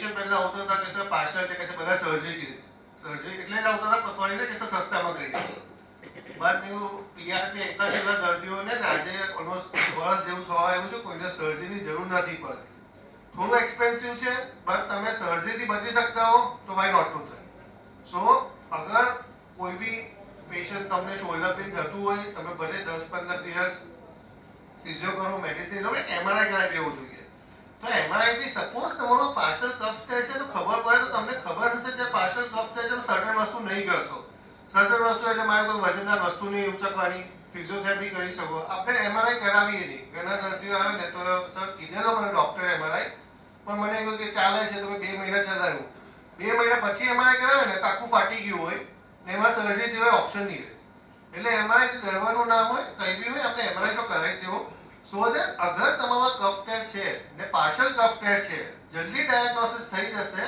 તો તમે આગળ જતા સર્જરીથી બચી શકો છો એકવાર આપણે ધ્યાન નહીં આપણે મહિના 2 મહિના પછી કરાવવા જઈએ એમઆરઆઈ તો પછી તમારી પાસે સર્જરી સિવાય કોઈ ઓપ્શન રહેશે નહીં જો આખું ફાટી ગયું હશે તો ઇનિશિયલી ડાયગ્નોસ થઈ જાય તો તમને એનો બેનિફિટ છે પછી બેનિફિટ નથી સો સપોઝ આ તમે ટેરને ડિપેન્ડન્ટ આ તમારું રોટેટર કફનું મસલ છે ઇવેન્ચ્યુઅલી તમારું ટેર ધીરે ધીરે જઈને આ હિસાબે ફાટતું જશે પાછળ જઈને સો તમે સપોઝ આ ટેર નહીં કરતા તો આ જે મસલ આટલો તમારો જે ટેર થયો છે એ અડધો સેન્ટીમીટર 1 સેન્ટીમીટર 1.5 સેન્ટીમીટર 2 સેન્ટીમીટર ધીરે ધીરે જઈને પાછળ જતો રહે એકવાર તમારો કફ ફાટે 4 સેન્ટીમીટરથી પાછળ જતો રહ્યો ને પછી નહીં લાવી શકો એ પતી ગયું પછી તમારે આજે શોલ્ડરનું રિપ્લેસમેન્ટ કરવાનું ને પાછળ ગયા પાછળના ખભામાંથી જેને એક લોઅર ટ્રેપેઝિયસ ટેન્ડન ટ્રાન્સફર છે એ ખભાની નસ ખભા સાથે પાછળના સ્નાયુની નસ ખભા સાથે જોડવાનું એ કોમ્પ્લિકેટેડ પ્રોસિજર છે સુરતમાં 2 વાર થઈ છે બંને મેચ કરી સાઉથ ગુજરાતમાં બીજી કોઈ પ્રોસિજર કરી નથી ગુજરાતમાં બી હાર્ડલી 15 કેસ થયા છે છેલ્લા વર્ષમાં એટલે એ બધા કોમ્પ્લિકેટેડ વસ્તુ છે એ બધા પડવા કરતા ઇનિશિયલ ડાયગ્નોસિસ કરી લેવું એની જે બેટર છે સપોઝ તમને રોટેટર કફ ટેર આવે બી છે તો એમાં કોઈ ચિંતા કરવાની વસ્તુ નથી પહેલાના સમય એવો હતો કે આખો મોટો ચીરો મૂકીને બધા સર્જરી કરતા હતા હવે હાર્ડલી 2-3 નાના હોલ કરીને સર્જરી કરવામાં આવે જેને આર્થ્રોસ્કોપી સર્જરી કહેવાય એક નાનો સ્ક્રૂ જાય તમારા બોનમાં એમાંથી દોરા નીકળીને પાછો કફને એની જગ્યા પર લઈ આવે એટલે જે પહેલાની પદ્ધતિ આખો ચીરો મૂકો અંદર સ્નાયુ હોય સ્નાયુનો પર ચીરો મૂકો એટલે સ્નાયુથી તમારો વીક થતો જતો હોય છે એ બધાની જરૂર નથી હવે તમે ખાલી દૂરબીન દ્વારા 2-3 નાના હોલ દ્વારા આખી પ્રોસિજર કરવામાં આવે જેના લીધે તમારો કફ પાછળની જગ્યા પર આવી જાય અને સારી ફિઝિયોથેરાપી પ્રોટોકોલની મદદથી 3 થી 4 મહિનામાં તમારો આખો હાથ ઉપર ઉછળાતો થઈ જાય છે અને 5 થી 6 મહિનામાં આખી તાકાત સાથે તમે એમ કહો મારે ઘરનું કામ હોય છે બધું જ કરી શકો આ પેશન્ટ જે ફ્રૂટ વેન્ડર છે ફ્રૂટની કેરેટ ઉઠાવતા હોય તે ફ્રૂટની કેરેટ ઉચકી મને ફોટો મોકલે કે સર કેવું લાગે છે મેં ભાઈ ના કરવા તો 5 મહિના થાય ના સર બહુ સારું છે થઈ શકે છે એટલે એ લોકોને આપને ઘણી વાર ડોક્ટર મને ચિંતા થતી હોય કે સર ભાઈ હજુ 5 મહિના થયા સર્જરી ના કરવું પણ એ એવું નથી ઘણા પેશન્ટની ઘણી જલ્દી રિકવરી બી આવી શકતી હોય છે ડિપેન્ડ એમની એજ શું છે કે એમની સર્જરી કેટલી જલ્દી અમે કરાવેલી સો આર્થ્રોસ્કોપી રિપેરની વાત કરું ઘણા મને એમ કે સર સર્જરીની શું જરૂર છે આખું ફાટી ગયું હોય પછી બી એવું જ કહેતા હોય કોઈ ડોક્ટરે કીધું છે કોઈ ફિઝિયોથેરાપિસ્ટે કીધું છે આયુર્વેદિક ટ્રીટમેન્ટ કરી દો લેપ લગાવી દો ભલે તમારું આખું નસ ફાટી ગઈ છે તો બી તમારી નસ ચીપકી જશે એક વસ્તુ સમજો કે તમારું ઘરે તમે કપડા પર 2 દોરી લગાવી હોય ને દોરી એક જગ્યાથી ખીલી ઉખડી ગઈ તો પાછી ખીલી મારવી પડે ને એમને દોરી કામ ચાલી જવાનું છે એટલે જ્યારે એકવાર તમારા રિપોર્ટમાં એવું આવી ગયું ફૂલ થિકનેસ ટેર મતલબ આખું નસ ફાટી ગઈ છે એમાં સર્જરી વગર કોઈ ફાયદો થવાનો નથી જે રીતે આ પેશન્ટનો વિડીયો પણ કમ્પ્લીટ કર્યો આ એમની રોટેટર કફનો મસલ છે આ બોન છે અહીંયાથી આ નસ અહીંયા આવી જોઈએ આ દૂરબીનથી જ થાય છે તો કે હિસાબે તમારી દોરી જે છે તે તમારી દોરી છે પાછું પ્લે કરજો દોરી તમારી અહીંયા છે બોન તમારું અહીંયા છે આ અહીંયા નહીં આવે તો કે હિસાબે હાથ ઉપર ઉચકવાનો એટલે જે જનરલ માહિતી છે ઘણા લોકોને કહેશે અમને તો કીધું છે કે ફિઝિયોથી આવી જશે આયુર્વેદિક ટ્રીટમેન્ટ કરાવી એક વાપીમાં કે પાર્ટીમાં બાબા છે લેપ લગાવે છે સારું થઈ જાય છે પોસિબલ જ નથી તમારો કેસ બગડે એમને જેટલો તમે સમય કરો આ એટલું પાછળ જતું રહે તમારું જે નસ છે એ જે નસમાં મસલનું લેયર છે એમાં ચરબીનું લેયર ફેટનું લેયર વધતું જાય મસલ ઓછો થતો છે તો ઘણી વાર ખેંચવાના લીધે બી મસલ ફાટી જશે. એમાં સ્ટ્રેન્થ તો હોવી જોઈએ, તે રીતે ખેંચે છે. સર્જરી પછી આ હિસાબે દેખાય. આ તમે જોવો છો તો આખું નસ એ તમારા બોન પર આવી ગયું છે. આવું હશે તો હાથ ઉચકાશે. દોરી બોન પર છે જ નહીં તો હાથ કેવી રીતે ઉચકશો? બોન ઉચકવા માટે તો દોરી હોવી બી જોઈએ. દોરી જ નહીં હોય તો તમે કેટલી બી કોશિશ કરો, હાથ તમારો નથી જ ઉચકાવાનો. એટલે આ હિસાબે આ સર્જરી થતી હોય છે. એટલે કમ્પ્લીટ ટેર આવ્યું છે તો એ રીતે ખોટી માહિતીમાં ના જવું. તમને એવું લાગે કે ભાઈ આખું ટેર છે, કોઈ સર્જરી કહે છે તો કોઈ તો ખોટી માહિતીમાં ના જવું. એના દરવાથી આવી જશે ફિઝિયોથી, બધાને સર્જરી ડર લાગતો. તમે મને નહીં કહેશો તો કોઈને બી હોય, મને બી ડર જ લાગતો હોય. પણ જે અગત્યનું છે કરાવવાનું છે તો કરાવવાનું છે. તમે હમણાં નહીં કરાવશો તો વર્ષ 2 વર્ષે કરાવશો, પણ વર્ષ 2 વર્ષમાં એવું રિઝલ્ટ નહીં મળશે જે તમે પહેલા દિવસે મળ્યું હોય. પછી થોડું રિઝલ્ટ ઓછું મળે, કોમ્પ્લિકેટ થતું જાય કે સર્જરી બદલાઈ જાય. એના કરતાં આ સિમ્પલ સર્જરી છે, સારામાં સારી રીતે થઈ જતો હોય. સો અગર કોઈ બી તમને તમારા જાણીતા પેશન્ટને ખભાનું પેઇન હોય તો ખભાના સ્પેશિયલિસ્ટને બતાવો તો એ તમને સાચું નોલેજ આપશે. બીકોઝ તમે કોઈ જનરલ ઓર્થોપેડિકને બતાવો ને એને આનું નોલેજ નહીં હોય, એને જ નોલેજ નહીં હશે તો તમને ના કહી શકે. સો એટલે સ્પેશિયલિસ્ટને બતાવવું બહુ જરૂરી છે. જે તો બ્રેનની ઇન્જરી થયેલી હોય તો આપણે બ્રેન સ્પેશિયલિસ્ટ પાસે જઈએ ને, આપણે જનરલ સર્જન પાસે હવે નથી જતા. સો ની યા શોલ્ડરનું પેઇન હોય એના સ્પેશિયલિસ્ટ પાસે જશો તો જ તમને ફાયદો થશે ને તમને સાચી માહિતી મળશે ને તમે સારી રીતે ટ્રીટમેન્ટ કરાવી શકશો. તમે કોઈ જનરલ ઓર્થોપેડિક પાસે યા કોઈ બીજા પાસે તો એ લોકોને કરાવે નોલેજ ના હોય, એમનો નોલેજ ના હોય તમને કઈ તપાસણ કરે. એટલે સ્પેશિયલિસ્ટને બતાવવું જરૂરી છે. આ પેશન્ટની વાત કમ્પ્લીટ કરજો. એમનો હાથ જો કેટલો જ જતો હતો સર્જરી પહેલા, જે મેં કીધું આટલો જ જતો હતો. એ સપોર્ટ આપે ને તો હાથ આખો ઉપર જાય. આ સર્જરીના 3 મહિના પછીનું છે. એટલે ઘણી વાર અમારી પાસે એમ બી મારી પાસે આવતો કે સર ખભાની સર્જરી કરે ને હાથ બગડી જાય. એવા ઘણા કે સર્જરી પહેલા બધા પેશન્ટને આ એક કોમન ક્વેશ્ચન હોય કે સર એવું કે ખભાની સર્જરી કર્યા ને આ ખભો બગડી જાય, ખભો ક્યારે ઉપર ઉચકાઈ નહીં શકે. એ બધા મિથ્સ છે. એવું કંઈ હોતું નથી. મે બી પહેલાના સમયમાં આટલી એડવાન્સ ટેકનોલોજી નહીં હતી, દૂરબીન નહીં હતા. બની શકે ક્યારેક આગળના જમાનામાં એવું થતું હોય. આજના ટાઈમમાં એવું પોસિબલ નથી. તમે જે રૂટીન કામ કરો છો એ બધું જ કમ્પ્લીટ કરજો. એ બધું જ કામ તમે કરી શકો છો. કોઈ રોકટોક હોતી નથી. આ પેશન્ટને બી ઓપરેટ કરીને ઘણો સમય થઈ ગયો. આમના બંને છોકરા ડોક્ટર જ છે, એટલે એમને બી એમ હતું કે સર થશે કે નહીં થશે ચિંતા ના કરો, તમારા ફાધરનો હાથ ઉપર ઉચકાઈ જશે. તો કોઈ એવા પેશન્ટ હોતા નથી કે જેનો હાથ ઉપર નહીં ઉચકાય. એક સારું ફિઝિયોથેરાપી કરવી જરૂરી છે. તમે સર્જરી કરાવી દો પછી હું ફિઝિયો નહીં કરાવું તે નહીં ચાલે તો સર્જરી કરાવો જ નહીં. બીકોઝ ઘણા બધા પેશન્ટ એવા કે સર્જરી કશે બીજે થયેલી હોય ને મહિના પછી આવે કે સર અમને તો ડૉક્ટરે ફિઝિયોથેરાપીનું સમજાવ્યું જ નહીં. ફિઝિયોથેરાપી વગર તમારો હાથ ક્યારે આવો ઉપર નહીં આવે. ને બધી સર્જરી એવું નથી કે હું રોટેટર કફની સર્જરી કરું તો દર રોટેટર કફનો ફિઝિયોથેરાપી પ્રોટોકોલ એક જ હશે એવું નથી.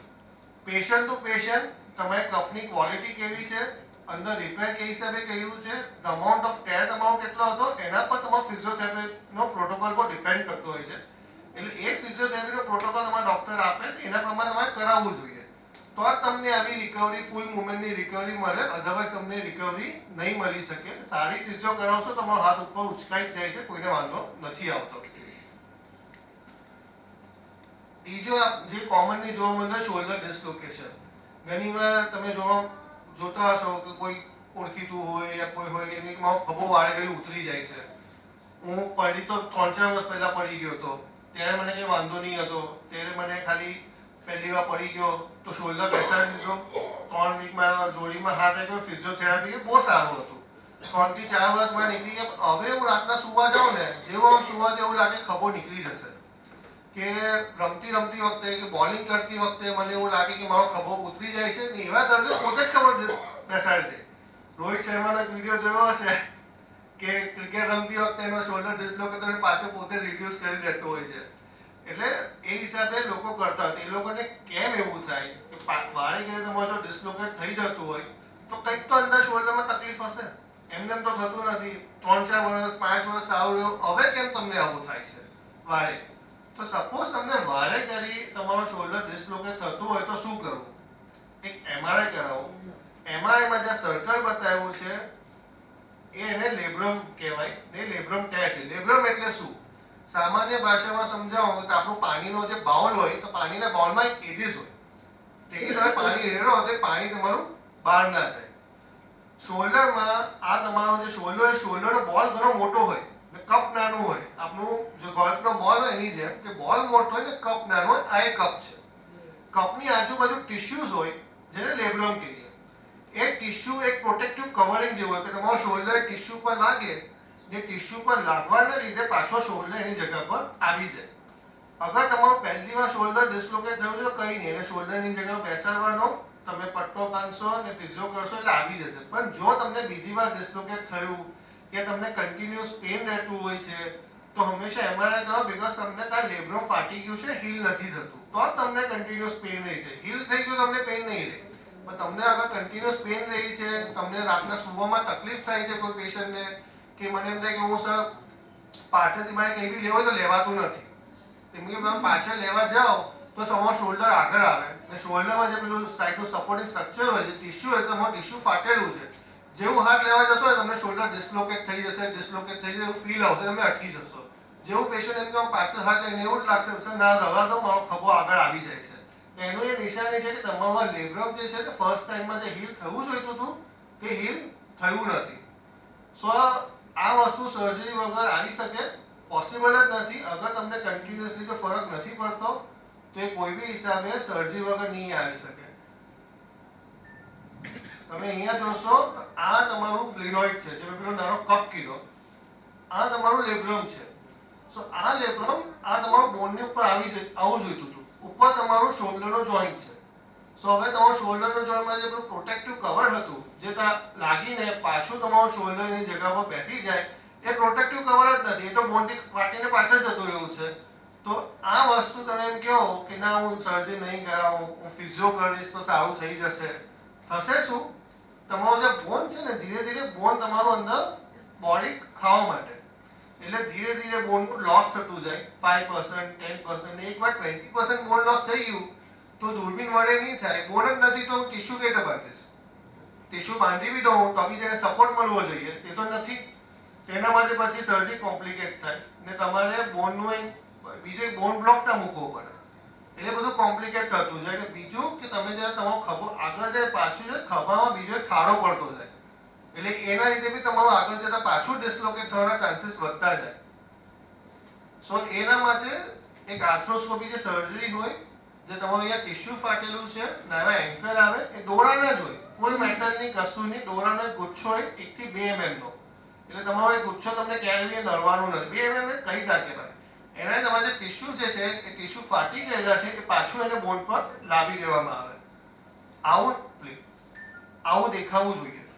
આ તમે જો ટિશ્યુ તમારા બોન પર કેવું બમ્પર ફોર્મ થઈ ગયું છે, એટલે તમારા શોલ્ડર બમ્પરને ટચ થાય, ટચ કરીને પાછું આવી જાય, કોઈ જાય પાછું ડિસ્લોકેટ નહીં થાય. આ તમારું શોલ્ડર કેવું છે એ બમ્પરને ટચ થશે. પેલામાં આપણે જોયું તો એ તમારું આખું ટિશ્યુ પાછળ ફાટીને પડેલું હતું, તે ક્યારેય બી તમારું હીલ નહીં થાય. હવે આ પેશન્ટને જો આ સર્જરી નહીં કરાવી હોતે તો ઇવેન્ચ્યુઅલી શું થશે કે એનું બોન અંદર ખવાતું જતું રહેતું હશે ને એ બોન લોસના લીધે એને ક્યારે ને ક્યારે સર્જરી આવશે, પણ પછી બધું તમારું બોન ડેમેજ થઈ ગયું હોય કે બોન બીજો કાઢીને બોન મૂકવાનો એ કોમ્પ્લિકેટેડ વસ્તુ છે. આ સિમ્પલ વસ્તુ છે, 2 થી 3 મહિનામાં રિકવરી આવી જાય. આગળ જે તમારે સ્પોર્ટ્સ રમવું હોય એ બી રમી શકો છો. ઘણા મારા પ્લેયર્સ છે જે ફૂટબોલ રમે છે, બોક્સર્સ છે, સારું બોક્સિંગ કોઈ ઇશ્યુ નથી આવતો. સો ધ થિંગ ઇઝ કે જરૂરી એ છે ટાઈમલી ઇન્ટરવેન્શન, કે તમે સાચા સમયે જે સાચી ટ્રીટમેન્ટ છે કરાવી લેતું તો આગળ જતા તમને પ્રોબ્લેમ ના આવે.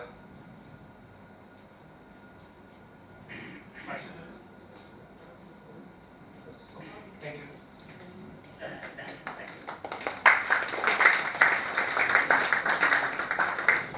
કોઈ ક્વેશ્ચન્સ હોય તો પૂછી શકો છો. મારું નામ મનસુખભાઈ ગિલાણી છે. હું સુરતમાં સૌથી સિનિયર કોમ્પ્યુટર એન્જિનિયર છું.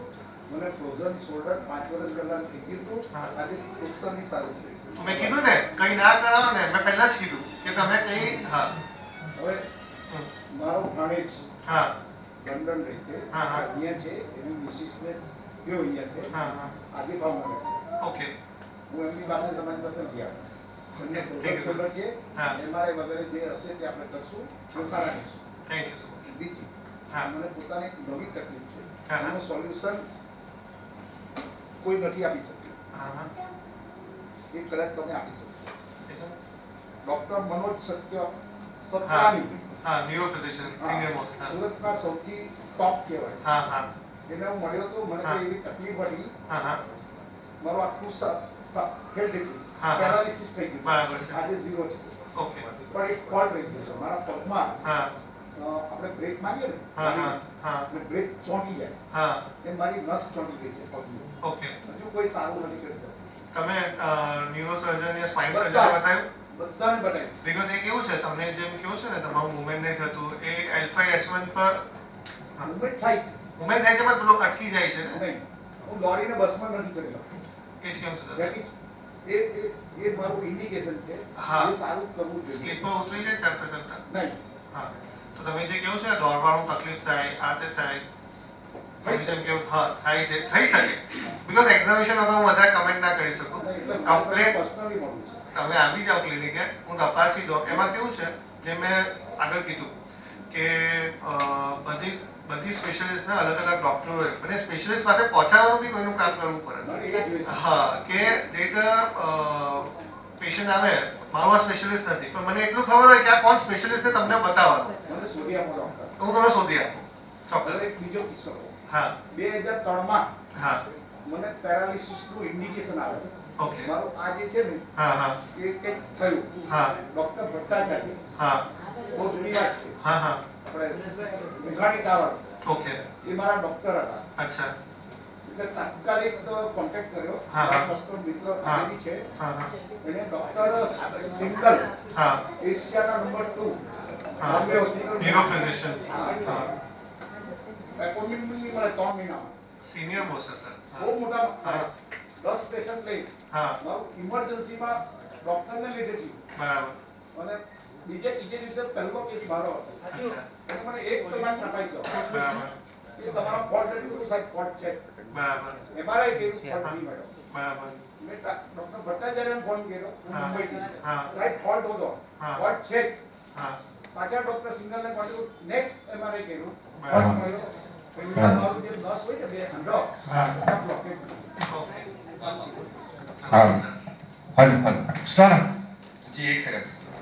રાજુ ધીરુ હલો, આપ દરેકને વિનંતી છે કે અહીંયા ઇન જનરલ ક્વેશ્ચન પૂછવામાં આવે. ત્યાર પછી જો આપને કોઈ પણ ટાઈપના પર્સનલ ક્વેશ્ચન હોય, કોઈ પર્સનલ કેસ હોય તો સરનું કાર્ડ અવેલેબલ છે. સરની ફીસ પણ બહુ વધારે નથી, તો આપ દરેકને વિનંતી છે કે એમનું કન્સલ્ટેશન કરી અને ત્યારબાદ જ આપ પર્સનલ ક્વેશ્ચન પૂછજો. કોઈ ઇન જનરલ ક્વેશ્ચન હોય, શોલ્ડર પેઇન રિલેટેડ હોય, કોઈ હાડકાની તકલીફને રિલેટેડ હોય, તો એવા જ ક્વેશ્ચન આપણે સાહેબને પૂછવાનું. ધન્યવાદ. સર હા સર મારી એજ 70+ છે. હા. મારો રાઈટ હેન્ડનો શોલ્ડર મસલ ટેર થયો છે. ઓકે લગભગ 2.5-3 મહિના પહેલાં 50% ટેર થયો હતો. ઓકે અત્યારે આપણે આર્થ્રોસ્કોપિક સર્જન પાસે મારી ટ્રીટમેન્ટ ચાલુ છે ઓકે અને લગભગ 2.5-3 મહિનાથી દવા લઉં છું એમની, ઓકે અને પેરાસિટામોલ વગેરે આપતા હતા. ઓકે અને અત્યારે એક ટેબ્લેટ રાત્રે સૂતી વખતે આપે છે, નર્વિજન. ઓકે એનાથી મને ઘણો બધો ફાયદો છે. ઓકે ફક્ત 10-15% પેન જેવું રહે છે, બરાબર તો પણ મારી રૂટીન લાઈફ જરા ડિસ્ટર્બ થઈ ગઈ છે. બરાબર. હવે એ સર એવું કહે છે કે તમે આ દવા તમે ચાલુ રાખો ઓકે અને જ્યારે ત્યાં તમારો મસલ ટેર થાય પૂરેપૂરો હા ત્યારે તમે આવજો, હું તમને સર્જરી કરી આપીશ. બરાબર. તો સર મારો બીજો ક્વેશ્ચન છે કે જો સર જે નર્વિજન ટેબ્લેટ આપે છે ને રાત્રે, હા એનાથી મને હોટ સેન્સેશન બહુ થાય છે, ઓકે પગમાં તળિયા પડે છે હા હા અને પિશાબ પણ મને બળતરા થાય છે. બરાબર. હા, તો એ ટ્રીટમેન્ટમાં પેલી સર્જરી એટલે હવે ક્યાં સુધી રાહ જોવાની મારે કે મસલ તૈયાર થાય પૂરેપૂરો ત્યાં સુધી રાહ જોવાની હોય મારે? ના દાદા, એમાં કેવું છે કે સપોઝ તમે 3 મહિના પહેલા એમઆરઆઈ કરાવ્યું હોય હાજી. ને તમને તમારું એવું છે કે હમણાં તમારો હાથ આખો સીધો ઉપર ઉચકાય છે, તમને દુખાવો નથી થતો, યા તમને એમ હોય કે ભાઈ હું કોઈ બી વસ્તુ ઉચકવા જાઉં છું તો મારાથી કમ્ફર્ટેબલી વસ્તુ ઉચકાઈ શકે છે, તો તમારું હીલ થઈ ગયું હશે. જરૂરી નથી કે બધાને જ 50% ત્યારે તો સર્જરી આવે. ને તમને એવી તકલીફ થતી હોય એટ પ્રેઝન્ટ તો રિપીટ એમઆરઆઈ કરાવો. બની શકે છે કે તમારો ટેર વધી ગયો હોય, 50% ની ટેર વધી ગઈ, એની ચાન્સીસ છે. કેમ કે રાહ ના જોવાની હોય. તમને એમ કહો મારો ફ્રેક્ચર આઈધર હીલ થઈ જાય એ આઈધર મહિના 2 મહિનામાં ફાટી જશે. એવું ના હોય કે 6 મહિના પાછળ તો 6 મહિના પછી સર્જરી કરે તો સ્ટ્રેસ આવે. એવું સ્ટ્રેસ ના લેવાય. સો આઈડિયલી એની મેડિસિન્સ આવતી હોય છે. નર્વિઝન બી અલગ ટ્રીટમેન્ટ છે. નર્વિઝન બી સર તમને કોઈ આઈપી હશે એ તમને પગમાં ઝંઝનાથી આવતું હશે કે કંઈ થતું હશે એના માટે આઈપી હોય. એને શોલ્ડરથી લેવા દેવા નથી. શોલ્ડરની હિલિંગને માટે અલગ દવા આવતી હોય. એ નર્વિઝન પીની અંદર પ્રીગાબાલિન આવતું હોય છે. તો એના લીધે તમને જે કદાચ રાતના ઝંઝન થતું હોય કે પિંગલિંગ થતું હોય, હાથમાં પેલું કપકપાઈ થતું હોય, એ બધું ઓછું થાય. પણ એને હિલિંગ લેવા જ નથી. સાધારણ સર તીખું ખાવ ને તો પણ મને પગના તળિયા મળે છે અને પિશાબ ન મળે એ દવાથી નથી, એની તકલીફ બીજી છે, એને ડોક્ટર છે. એટલે એ હું તમને એવું તો જણાવીશ. તમે જે એક્ઝામિન કરે ને ત્યારે જણાવીશ. અલ્ટરનેટિવ સોલ્યુશન જોવા માટે ના, ઓલ્ટરનેટ એનું ના હોય. દાદા તમે ફિઝિયો કરો, ફિઝિયોથેરાપી કરો. મને ઘરમાં અને હેન્ડી આમ એમ જ કેવું છું તમને કેવું હોય કે ફિઝિયોથેરાપી મેં જેમ કીધું કે ફિઝિયોથેરાપીના પ્રોટોકોલ હોય એ ફિઝિયોથેરાપી તમારે કરાવવી પડે. બીકોઝ તમે કહેશો ને આપને આમ કરશો એમાં હાથમાં તાકાત બી આવી જોઈએ. ફિઝિયોથેરાપી કરવાનો આટલું તૂટી જશે મસલ ઉપર નહીં કરશો તો ફ્રોઝન શોલ્ડરમાં જતું રહેશે. તમે જો ફિઝિયો નહીં કરશો તો ફ્રોઝન શોલ્ડરમાં જતું રહેશે. એટલે એ દર્દી હું હાથ ઉપર કરું ને મારું તૂટી જશે એ તો સોલ્યુશન નથી. એટલે મારા બી પેશન્ટ પાછળ એમ જ કેવું તમે ફિઝિયો કરો, વજન નહીં ઊંચા કરો પણ હાથ તો આખો જ લઈ જવાનો. કેમ કે તમે નહીં લઈ જાઓ તો ફ્રોઝન શોલ્ડર થઈ જશે. પછી એનું ટ્રીટમેન્ટ કરવું પડશે. નવો એમઆરઆઈ કરાવવાનો, આખું ફાટી ગયું તો સર્જરી કરાવવાની, નહીં તો ખાલી ફિઝિયોથેરાપી ને medication. Thank you. Thank you. We are here at least 74 persons. So I would suggest you don't ask your personal problems and personal questions. Just ask normal questions related to the shoulder pain. I am giving you one example. Sir, ડાબા શોલ્ડરમાં વધારે pain થાય કે જમણામાં વધારે pain થાય એવી ટાઈપના તમે સવાલ પૂછો. સાહેબ આ સવાલને આપણે કન્ટિન્યુ કરીએ. નોર્મલી એવું નથી કે મને રાઈટ ને લેફ્ટમાં થતું હોય. ઘણી વાર કેવું થાય કે લેફ્ટમાં ઘણા પેશન્ટને શોલ્ડરનું પેઇન થતું હોય ને પેઇન રેડિએટ થઈને એમનું હાર્ટ તરફ જતું હોય. તે લોકોને લાગે કે મને કાંઈ હાર્ટનો ઇશ્યુ છે બીકોઝ લેફ્ટ સાઈડ પર થયું હતું. રિસેન્ટલી એક પેશન્ટ કેનેડાથી આવ્યું હતું. તેમને કેનેડામાં પેઇન એમને એવું કીધું કે તમને કાર્ડિક પ્રોબ્લેમ છે.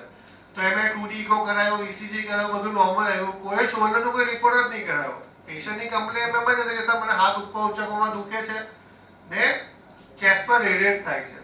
અહીંયા આપણે એમઆરઆઈ કરાયો, એ એમઆરઆઈ કરાયો એમાં કફટેર આવ્યું કે અડધું જ ફાટેલું છે, આખું નથી ફાટી ગયું. એ લોકોને PRP નું ઇન્જેક્શન આવ્યું. 15 દિવસે કેનેડા પાછા જતા તમને કોઈ પેઇન નથી, ચેસ્ટનું પેઇન બી જતું રહ્યું છે. સો થિંગ ઇઝ કે તમારું ડાયગ્નોસિસ થઈ ગયું હોય, તમે ઇન્જેક્શન લઈ લેતા હો તો એ બધા પેઇન સેટલ થઈ જતા. Diagnosis is very important. ખાલી મને પેલું રિપોર્ટ વગર ના થઈ શકે. રિપોર્ટથી ડાયગ્નોસિસ થાય તો તમે એનું પ્રોપર ટ્રીટમેન્ટ કરી શકો. જે મેં અંકલે કીધું કે હાથ ઉપર ઉચકશો નહીં, હું હાથ નહીં ઉચકું તો ફ્રોઝન શોલ્ડર થઈ જશે. પછી ફ્રોઝન શોલ્ડરનું ટ્રીટમેન્ટ કરવું પડે. એટલે એ દર્દી કે હું હાથ ઉપર ઉચકીશ તો મારો સ્નાયુ આખું ફાટી જશે એવું ના હોય. હાથ તો ઉપર ઉચકવાનો જ હોય પણ આપણે કેટલું વજન લેવાનું એના પર કાપ મૂકી શકાય. ઉચકવાથી મુવમેન્ટ બંધ કરવાથી એનું સોલ્યુશન નથી આવવાનું.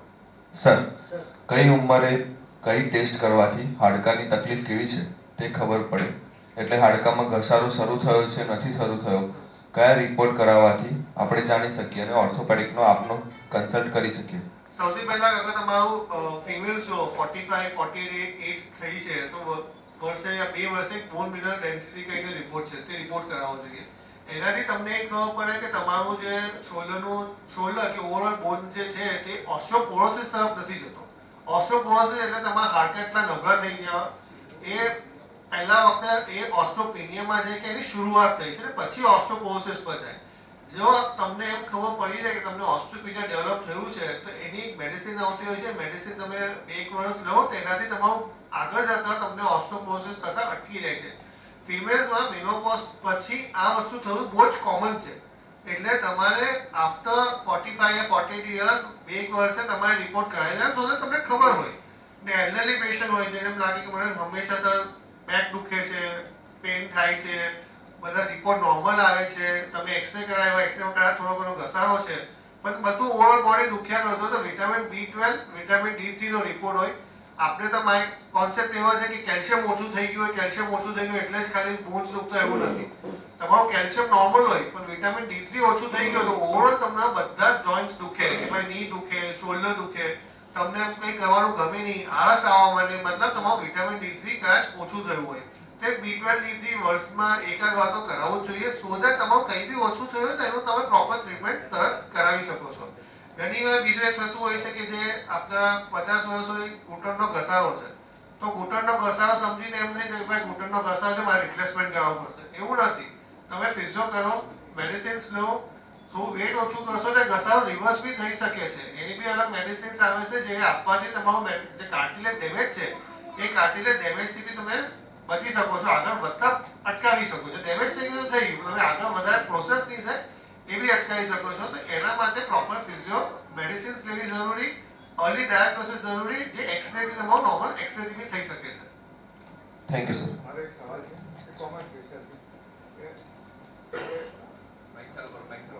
કોમન ક્વેશ્ચન છે કે ઘણા ફેરી શું છે, આપણે હાડકાનો પ્રોબ્લેમ છે એમ સમજીએ કે ભાઈ પગ દુખે છે એટલે કંઈક નીનો પ્રોબ્લેમ હશે, પછી ત્યાં પછી આપણે વાળ થયો છે, રિમેટોલોજીસ્ટ પાસે જઈએ અને આ તમારો નવો સબ્જેક્ટ છે બરાબર છે, ફ્રોઝન શોલ્ડર કે એટલે સ્નાયુને લગતો મસલ્સને લગતો. હવે હું તમને એમ પૂછું કે સાહેબ આ ફ્રોઝન શોલ્ડરની તમે વાત કરી ખભાની, તો એ રીતે આપણને પગમાં દુખતું હોય તો ફ્રોઝન ની એ છે કે પછી બીજું કઈ છે આપણને કેવી રીતે ખબર પડે? એટલે ફ્રોઝન ની એવું નથી હોતું. નીમાં તમને હોઈ શકે છે તે ની આચરે જે ઘૂંટણનો ઘસારો તમે કીધો, બીજું હોય છે કે ઘૂંટણનો સાંધિવાતનો તકલીફ થતી હોય એટલે એના બી છે ને સાંધિવાતમાં થાય શું કે ઘૂંટણ તમારે એકદમ ઘસાઈ જાય પણ એનું કારણ સાંધિવાત હોય. ઘણી વાર 35-40 વર્ષના પેશન્ટ હતો કે ઘૂંટણ એમાં લાગે કે આ તો 80 વર્ષના થઈ ગયા છે, કેમ કે એમને સાંધિવાતના લીધે જ ઘૂંટણનો ઘસારો થયો છે. બીજી વસ્તુ જે કેલ્સિફિક ટેન્ડિનાઇટિસ શોલ્ડરમાં હોય તે કેલ્સિફિક ટેન્ડિનાઇટિસ તમને ઘૂંટણમાં બી થઈ શકે, જે એક્સરે ને MRI પર ખબર પડે. ઘણી વાર 40-45 વર્ષના પેશન્ટ હોય તો તમને એવું લાગે કે સર કાલ સુધી મને નીમાં પેઇન નહીં હતું, સડનલી માં પેઇન વધ્યું. કે 60 વર્ષના પેશન્ટ હોય ઘૂંટણનો ઘસારો તો પહેલાથી જોવાનો, રાતોરાત તો આવ્યો નથી, તો કેમ મને સડનલી હમણાં દુખવા માંડ્યું. એક્સરે કરાવવા જાઓ તો એક્સરેમાં ઘસારો દેખાય એટલે તમને કોઈને કોઈ રિપ્લેસમેન્ટ કહી દેશે કે આ ઘસારો છે. પણ વિચારવાની વસ્તુ એ છે જેમ ઉંમર તમારી રાતોરાત નથી વધતી તેમ રાતોરાત ઘસારો બી નથી આવવાનો. એ ઘસારો તમને 5-6 વર્ષ 2-3 વર્ષથી હશે, કેમ સડનલી હવે દુખે છે, તો એ એક્સરે ખાલી નહીં કરવાનો, એનો MRI કરવાનો. કેટલા પેશન્ટ એવા આવે છે કે જે હું MRI કરાવ એમાં અંદરની ઘૂંટણની વચ્ચે કુશન હોય જેને ગાદી કહેવાય, મેનિસ્કસ કહેવાય, એ મેનિસ્કસ કોઈને કોઈ કારણને લીધે ફાટી ગયું હોય ને તમારો દુખાવો એ ગાદી ફાટવાના લીધે છે. તમે ગાડીને ખાલી થોડી નાની ટ્રીમ કરી રાખો ને તો બી તમારા બીજા 7-8 વર્ષ નીકળી જાય. એમાં ઘણા દર્દી છે કે જેને રિપ્લેસમેન્ટ કીધેલું હતું, કોઈ MRI કરાવવાની, એક્સરેમાં ઘસારો દેખાય છે, મારા પોતાના માસા જ છે, એમને હું 5 વર્ષથી છે, મને ખબર આ ઘસારો 5 વર્ષથી છે, એમને હમણાં કે ગાડી ફાટી ને ઘસારો છે તો ગાડી તો હમણાં ફાટી છે, એનું સર્જરી તો સાવ થઈ જશે, સર્જરી બી સમય થઈ ગયો ને સાવ થઈ ગયું. તો થિંગ ઇઝ કે એવું નહીં માનવાનું કે ઘૂંટણનો ઘસારો છે, ઘૂંટણનો ઘસારો પહેલાથી હોવાનો, સડનલી દુખાવો થાય તો બીજી વસ્તુ બી માઇન્ડમાં રાખવી કે બીજું કે બી કઈ ઘૂંટણના ઘસારા સિવાય હોઈ શકે. ઇન શોર્ટ લિગામેન્ટને લગતા જે કોઈ ની રિપ્લેસમેન્ટની વસ્તુ છૂટી છે અને લિગામેન્ટને લગતા જે કોઈ પ્રોબ્લેમ હોય તો એ આપના જેવા ડોક્ટર એટલે એવા ઓપરેશનો થઈ શકે નીમાં પણ થઈ શકે. નીમાં થઈ જાય લિગામેન્ટ બધા ઓપરેશન નીમાં થઈ શકે. આ સ્પોર્ટ્સ છે, કોઈ ચાલતી વખતે ઘૂંટણ ફરી જાય છે, ચાલતી વખતે એવું લાગે કે મને લચક આવી જાય છે, દોડવામાં કોન્ફિડન્સ નહીં આવે, દાદર ઉતરતી વખતે એમ લાગે હું આ પડી જાય, એ બધા પ્રોબ્લેમ તમારા ઘૂંટણના લિગામેન્ટ ફાટી જવાના લીધે થતી હોય ને એ સર્જરી દ્વારા સારું થઈ શકે છે. સર હવે મને શોલ્ડર ડિસલોકેશનની તકલીફ છે ઓલરેડી. મારું એક્સિડન્ટ થયું હતું 2018માં, ત્યારે ખભા પર વજન આવી ગયું હતું રાઈટ શોલ્ડર પર, તેના કારણે ડિસલોકેટ થઈ ગયો હતો. હવે ત્યારથી 3-4 વખત ડિસલોકેટ થઈ ગયો છે. હવે ડૉક્ટરે એમ કહે કે સર્જરી કરો તો સારું, એમ મતલબ કે સર્જરી કરો તો આ તકલીફ કાયમી દૂર થઈ જાય. મને મનમાં એક સંકેત છે કે આ તકલીફ કરે જમણા હાથથી આપણે લખીને બધું વર્ક કરીએ છીએ, સર્જરી કરાવીએ તો રાઇટિંગમાં કે કોઈ પણ આપના વર્ક પર કે એની અસર પડે પછી તમને છે ને મારો નંબર આપ્યો ને મને મેસેજ કરજો, હું તમને 2 પેશન્ટનો વિડિયો મોકલાવીશ. એક આખું જીમમાં આખું ડમ્બલ્સ બધું ઉચકે છે, વેટ ઉચકે છે, બીજોનું આખું મૂવમેન્ટ છે, કઈ તકલીફ નથી આવતી. એ તમને બીકોઝ તમને 3-4 ડિસ્લોકેટ થયું છે, સર્જરી સિવાય આવવાનું નથી, સર્જરી મસ્ત છે. નહીં કરાવશો તો તમે થોડા વર્ષ પછી કરાવશો, પછી શું છે ટિશ્યુના ક્વોલિટી ડેમેજ થતી જાય, બોન લોસ થતો જાય, બધું કોમ્પ્લિકેટ થતું જાય. એટલે સર્જરી કમ્પલ્સન છે, કરાવી દેશો. ફિઝિયોથેરાપી સારી જગ્યા પર કરાવવાની, તમને કંઈ વાંધો નહીં આવે, અને બધું કરી શકો. સર બીજું એક ઓલ્ડ એજ થાય ત્યારે, અત્યારે તો મારી એજ 39 યર્સ છે, ઓલ્ડ એજ થાય ત્યારે એનું કોઈ અસર થાય અંદર? કશું જ નહીં, કેમ કે તમારું જે ટિશ્યુ મેઇન આપણું ફંક્શન તમારું ડિસ્લોકેટ કેમ થાય કે તાનું બધું લેબ્રમ ફાટી ગયું છે, એન્ટિરિયર ઇન્ફિયર લેબ્રમ ટેર કહેવાય. એટલે એ ટેરના લીધે તમારું ડિસ્લોકેટ થાય છે. એને તમે એક જગ્યા પર લાવી દો, એ હીલ થઈ ગયું, 2 મહિનામાં હીલ થઈ જાય, પછી કઈ વાંધો નહીં આવે, તમને આગળ જરા કોઈ નુકસાન નહીં થાય. જી, હવે આપણે છેલ્લા 2 ક્વેશ્ચન લઈશું. ત્યાર પછી આપને કોઈ પણ પ્રોબ્લેમ હોય તો સરને પર્સનલી કોન્ટેક્ટ કરજો. સર થોડો ટાઈમ અહીંયા રહેશે, 10-15 મિનિટ પછી આ કાર્યક્રમ બાદ આપણે સરનો કોન્ટેક્ટ કરી શકીશું. છેલ્લા 2 ક્વેશ્ચન. ગુડ મોર્નિંગ એવરીવન, આઈ એમ નિશાન દલાલ. સર, તમે આ હાઇડ્રા ડાયલેશન ટ્રીટમેન્ટ વિશે જે વાત કરી, તો is it kind of a instant solution or is it a treatment? કારણ કે તમે જે કીધું કે 6 મંથ્સની જગ્યાએ સીધું 1 મંથ પર, તો જે લેડીનો તમે બતાવ્યો વિડીયો, તો ઇઝ ઇટ સોલ્વ ઓર કે ભાઈ તે પર્ટિક્યુલર ટાઈમ સુધી એમને એ વસ્તુ નહીં રહી કે પછી એ સોલ્વ થઈ ગયું છે? એ સોલ્વ થઈ જાય. જેમ મેં કીધું, હાઇડ્રોડાયલેશન તમારે ઓપરેશન થિયેટરમાં કરવાનું નહીં, તમને આખું જનરલ એનેસ્થેશિયા પર હાથ શૂટ કરવામાં આવે. એ કરવાના લીધે જે મૂળ તકલીફ કેમ હતી, એમને ફ્રોઝન શોલ્ડર હતું. ફ્રોઝન શોલ્ડરમાં શું થાય, સ્નાયુ ચીપકી જાય. ફિઝિયોથેરાપિસ્ટની એ સ્નાયુને ફિઝિયોથેરાપી કરાવતી વખતે ધીરે ધીરે ખેંચે. એ ફિઝિયોમાં તમારો જેમ જેમ ફિઝિયો કરાવતા જાય ખેંચીને, તેમ તેમ ટિશ્યુ ખેંચાય ને એના લીધે તમારી મૂવમેન્ટ આવશે. એ જ કોન્સેપ્ટ હાઇડ્રોડાયલેશનમાં છે. એવું પાણી આપવાથી કરો. પાણી આપવાથી તમારા જેટલા ટિશ્યુ ચીપકી ગયા છે, જેના લીધે તમારો ખભો હલતો નથી, એ બધા ટિશ્યુ તમારા છૂટા થઈ જાય છે ને તમને મૂવમેન્ટ આવી જાય છે. એ પરમેનન્ટ સોલ્યુશન છે. એવું નથી કે આજે કહ્યું ને 2 મહિના પછી પાછું થઈ જશે, કોઈને થતું નથી. બીકોઝ આપણે કોઈનો ફિઝિયોથેરાપી કરાવે, ઘરે પેશન્ટ દર પેશન્ટને કહ્યું કે જેમ આપણે ડેલી સવારનો ચા નાસ્તો કરતા હોઈએ, એ સાથે સવારનો 10 થી 15 મિનિટ પોતાના પર મહેનત કરવાની, જેથી તમને પાછું આ ના થાય. આ permanent solution, instant solution, fastest solution. Next yes next day તમારો હાથ મૂવમેન્ટ તમારી આવી જશે. મને એના રિલેટેડ એમ પૂછવું છે કે એના કોઈ સાઇડ ઇફેક્ટ ના થાય? ના, કોઈ સાઇડ ઇફેક્ટ નહીં એની. અને આમ એપ્રોક્સિમેટલી કેટલો એક્સપેન્સ આવે? હા, એવું કેવું. એમાં કેવું છે, પહેલા જ્યારે આ ટેકનિક નહીં હતી આપણે ત્યાં, આજની ડેટમાં બી આ ટેકનિક હું એટલી ગયો તો ત્યાં શીખેલી હું અહીંયા કરું છું. આજની ડેટમાં બી સુરતમાં બહુ ઓછા લોકો તમને આ સજેસ્ટ કરશે. ઇનિશિયલ કોન્સેપ્ટ શું હતો કે અગર તમારું ફિઝિયોથેરાપીને ઇન્જેક્શનથી નહીં આવે તો દૂરબીન નાખીને એ ટિશ્યુ આખું જે તમારું ચીપકી ગયું છે ટિશ્યુને કટ કરીને એને છૂટું કરવું. એ નોર્મલ પદ્ધતિથી આર્થ્રોસ્કોપી સર્જરી દ્વારા થતી હતી. એના રિઝલ્ટ સેમ. એવું નથી કે એમાં રિઝલ્ટ નથી આવતા, પણ એ એક્સપેન્સિવ. એ હું કરવા જાઉં તો તમને લાખ રૂપિયાનો ખર્ચો થાય. હું આર્થ્રોસ્કોપી રિલીઝ કરવા જાઉં તો મારે દૂરબીન નાખવાનું, એટલે ઇન્સ્ટ્રુમેન્ટનો ખર્ચો, ટાઈમ લાગે. તમને રિકવરી આવતા તમને જે આ બીજા દિવસે મળે છે એ રિકવરી તમને મહિના પછી આવશે, પ્લસ ટાંકા લેવા પડે, એ બધી તકલીફો થાય. આમાં એ બધું નહીં આવે. એટલે પેલો જે લાખ રૂપિયાનો ખર્ચો થતો હોય, આ 35,000 માં પતી જાય. એટલે આ તમને ઘણું સસ્તું પડે. તમે ફિઝિયો 6 મહિના કરો તો એનાથી વધારે જ ખર્ચો કરશો. સર, તમે સિવિલમાં ક્યારે મળો? મને બહુ પ્રોબ્લેમ છે, હું સિવિલમાં હું બુધવારે 10 થી 12 આવું છું, શનિવારે 10 થી 12 આવું છું. લાસ્ટ ક્વેશ્ચન આપણે સર, પગની એડીમાં દુખાવો રહે છે અને પગની પાનીમાં સોજો રહે છે. બેન, પગની એડીમાં છે ને સૌથી કોમન જે થતું હોય છે એને કહેવાય પ્લાન્ટર ફેશિયાઇટિસ. એટલે પ્લાન્ટર ફેશિયાઇટિસમાં શું હોય કે તમારા જે એડીના જે સ્નાયુ હોય, એ એડીનો સ્નાયુમાં ઘણો સોજો આવી ગયો હોય.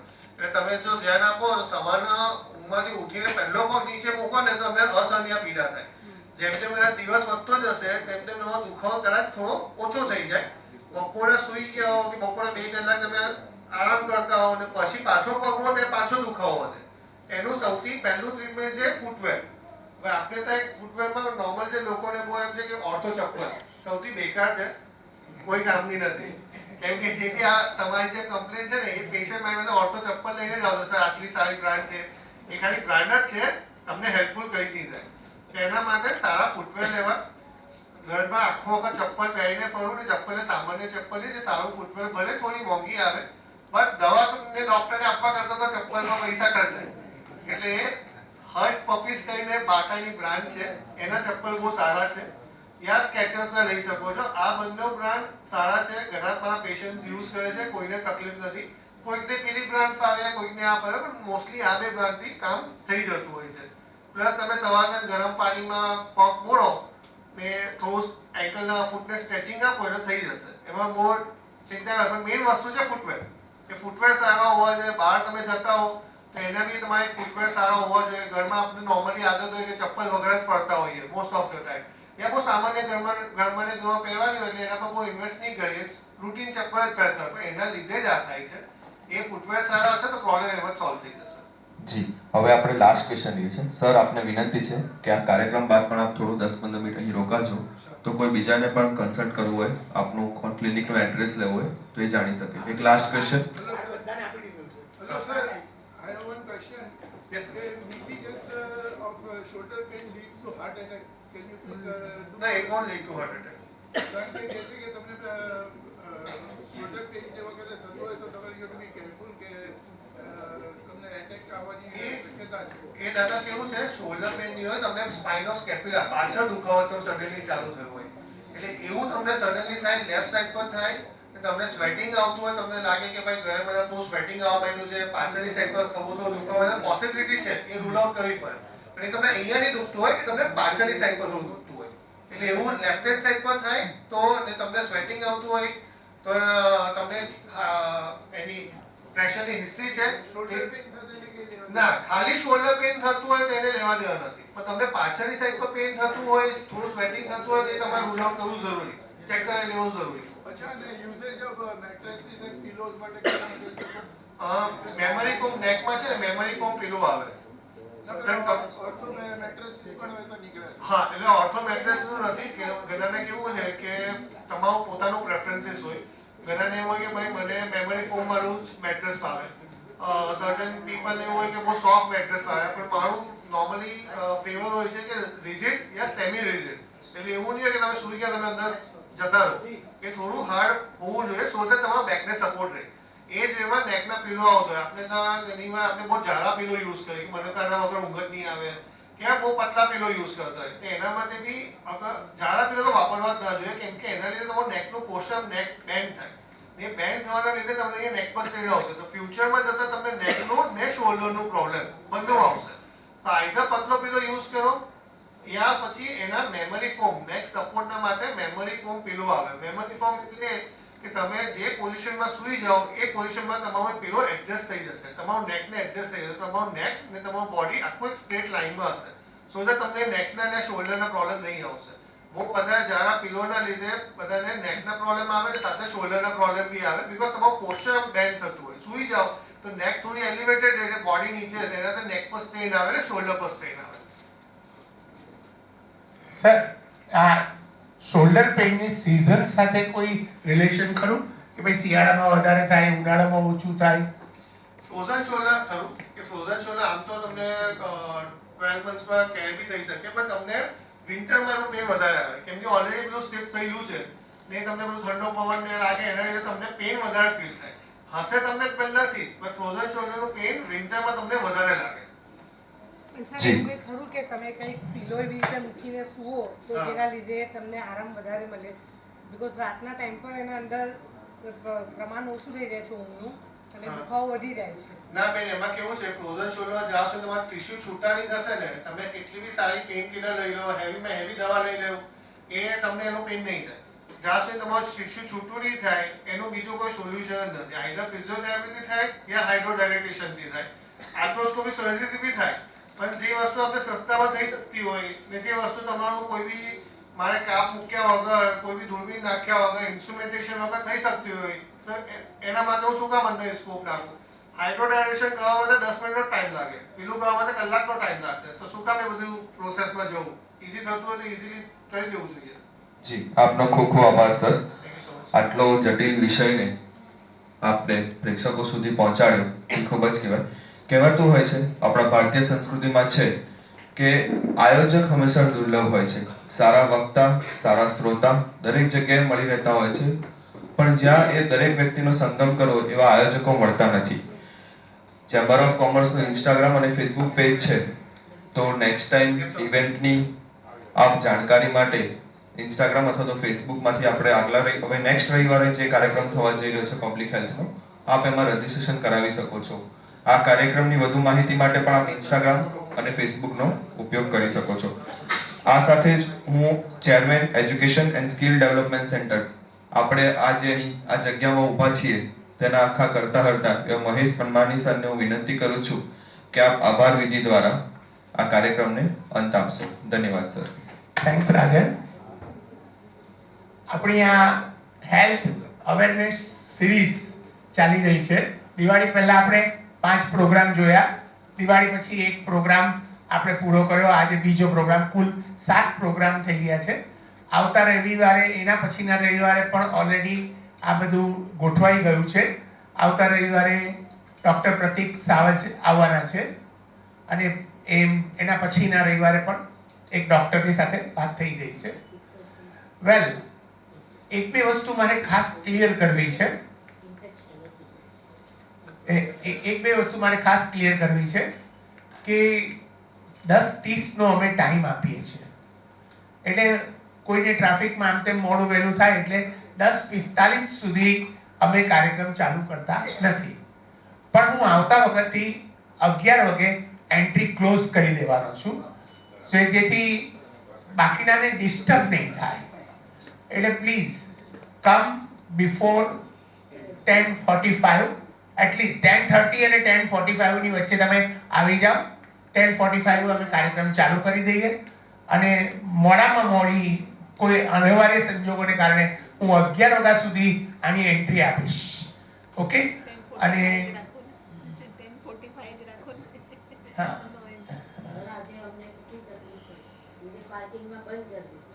ના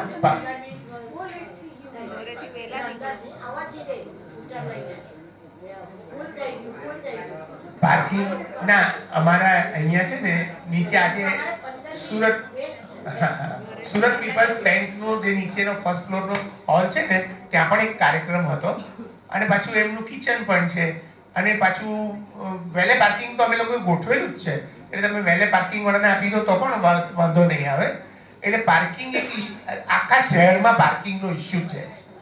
એટલે એ બધું આપણે છે ને બે વસ્તુથી પહેલેથી જ પ્લાનિંગ કરીને ચાલવાનું કે સિટીમાં ટ્રાફિક જામ રહેવાનો જ છે અને કોઈ પણ જગ્યાએ આપણને સરળતાથી પાર્કિંગ મળવાનું નથી. ભવિષ્યમાં જો એસએમસી ધ્યાનમાં લેશે, બાકી અહીંયા થોડેક જ દૂર સરસ મજાનું એસએમસીનું પાર્કિંગ છે. Okay? So first of all ખૂબ ખૂબ ધન્યવાદ ડૉક્ટર સાહેબ, તમે બહુ ઊંડાણપૂર્વક માહિતી આપી અને ઘણી બધી બાબતો કદાચ કોઈને નહીં પણ સમજ પડી હોય છતાં પણ તમે બહુ ડિટેલમાં સમજાવ્યું છે. આપને ખૂબ ખૂબ આભાર. મેં ડૉક્ટર સાહેબનો કાર્ડ બધાને ડિસ્ટ્રીબ્યુટ કર્યો છે, એટલે તમે તમારા પર્સનલ પ્રોબ્લેમ ત્યાં એમની ક્લિનિક પર જઈને અથવા તો એમણે કહ્યું તેમ બુધવારે અને શનિવારે નવી સિવિલ હોસ્પિટલમાં પણ મળે છે, ત્યાં એમને મળી લેજો. આજે મારી ઓફિસ બેરરની આખી કમિટી છે જે આજે સરસ મજાની રીતે આવ્યા છે, નીરવભાઈ, વિજય મેવાડા સાહેબ, નિખિલભાઈ, એ બધાનો પણ ખૂબ ખૂબ આભાર.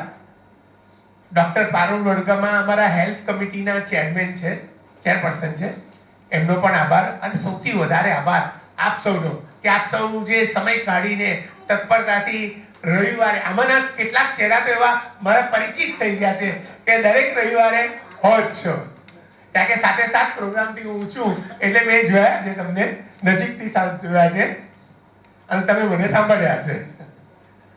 અને એટલે તમારો ખૂબ ખૂબ આભાર. તમારા માટે તો તાળીઓ કરો યાર.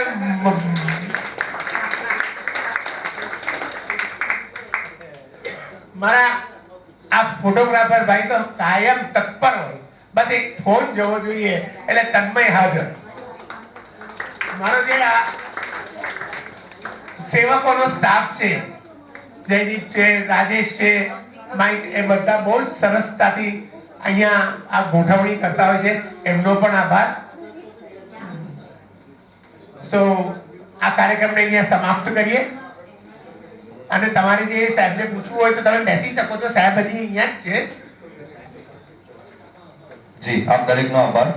નેક્સ્ટ કાર્યક્રમ માટેનો આપને રજીસ્ટ્રેશન લિંક ઇન્સ્ટાગ્રામ અને ફેસબુક પરથી મળી જશે.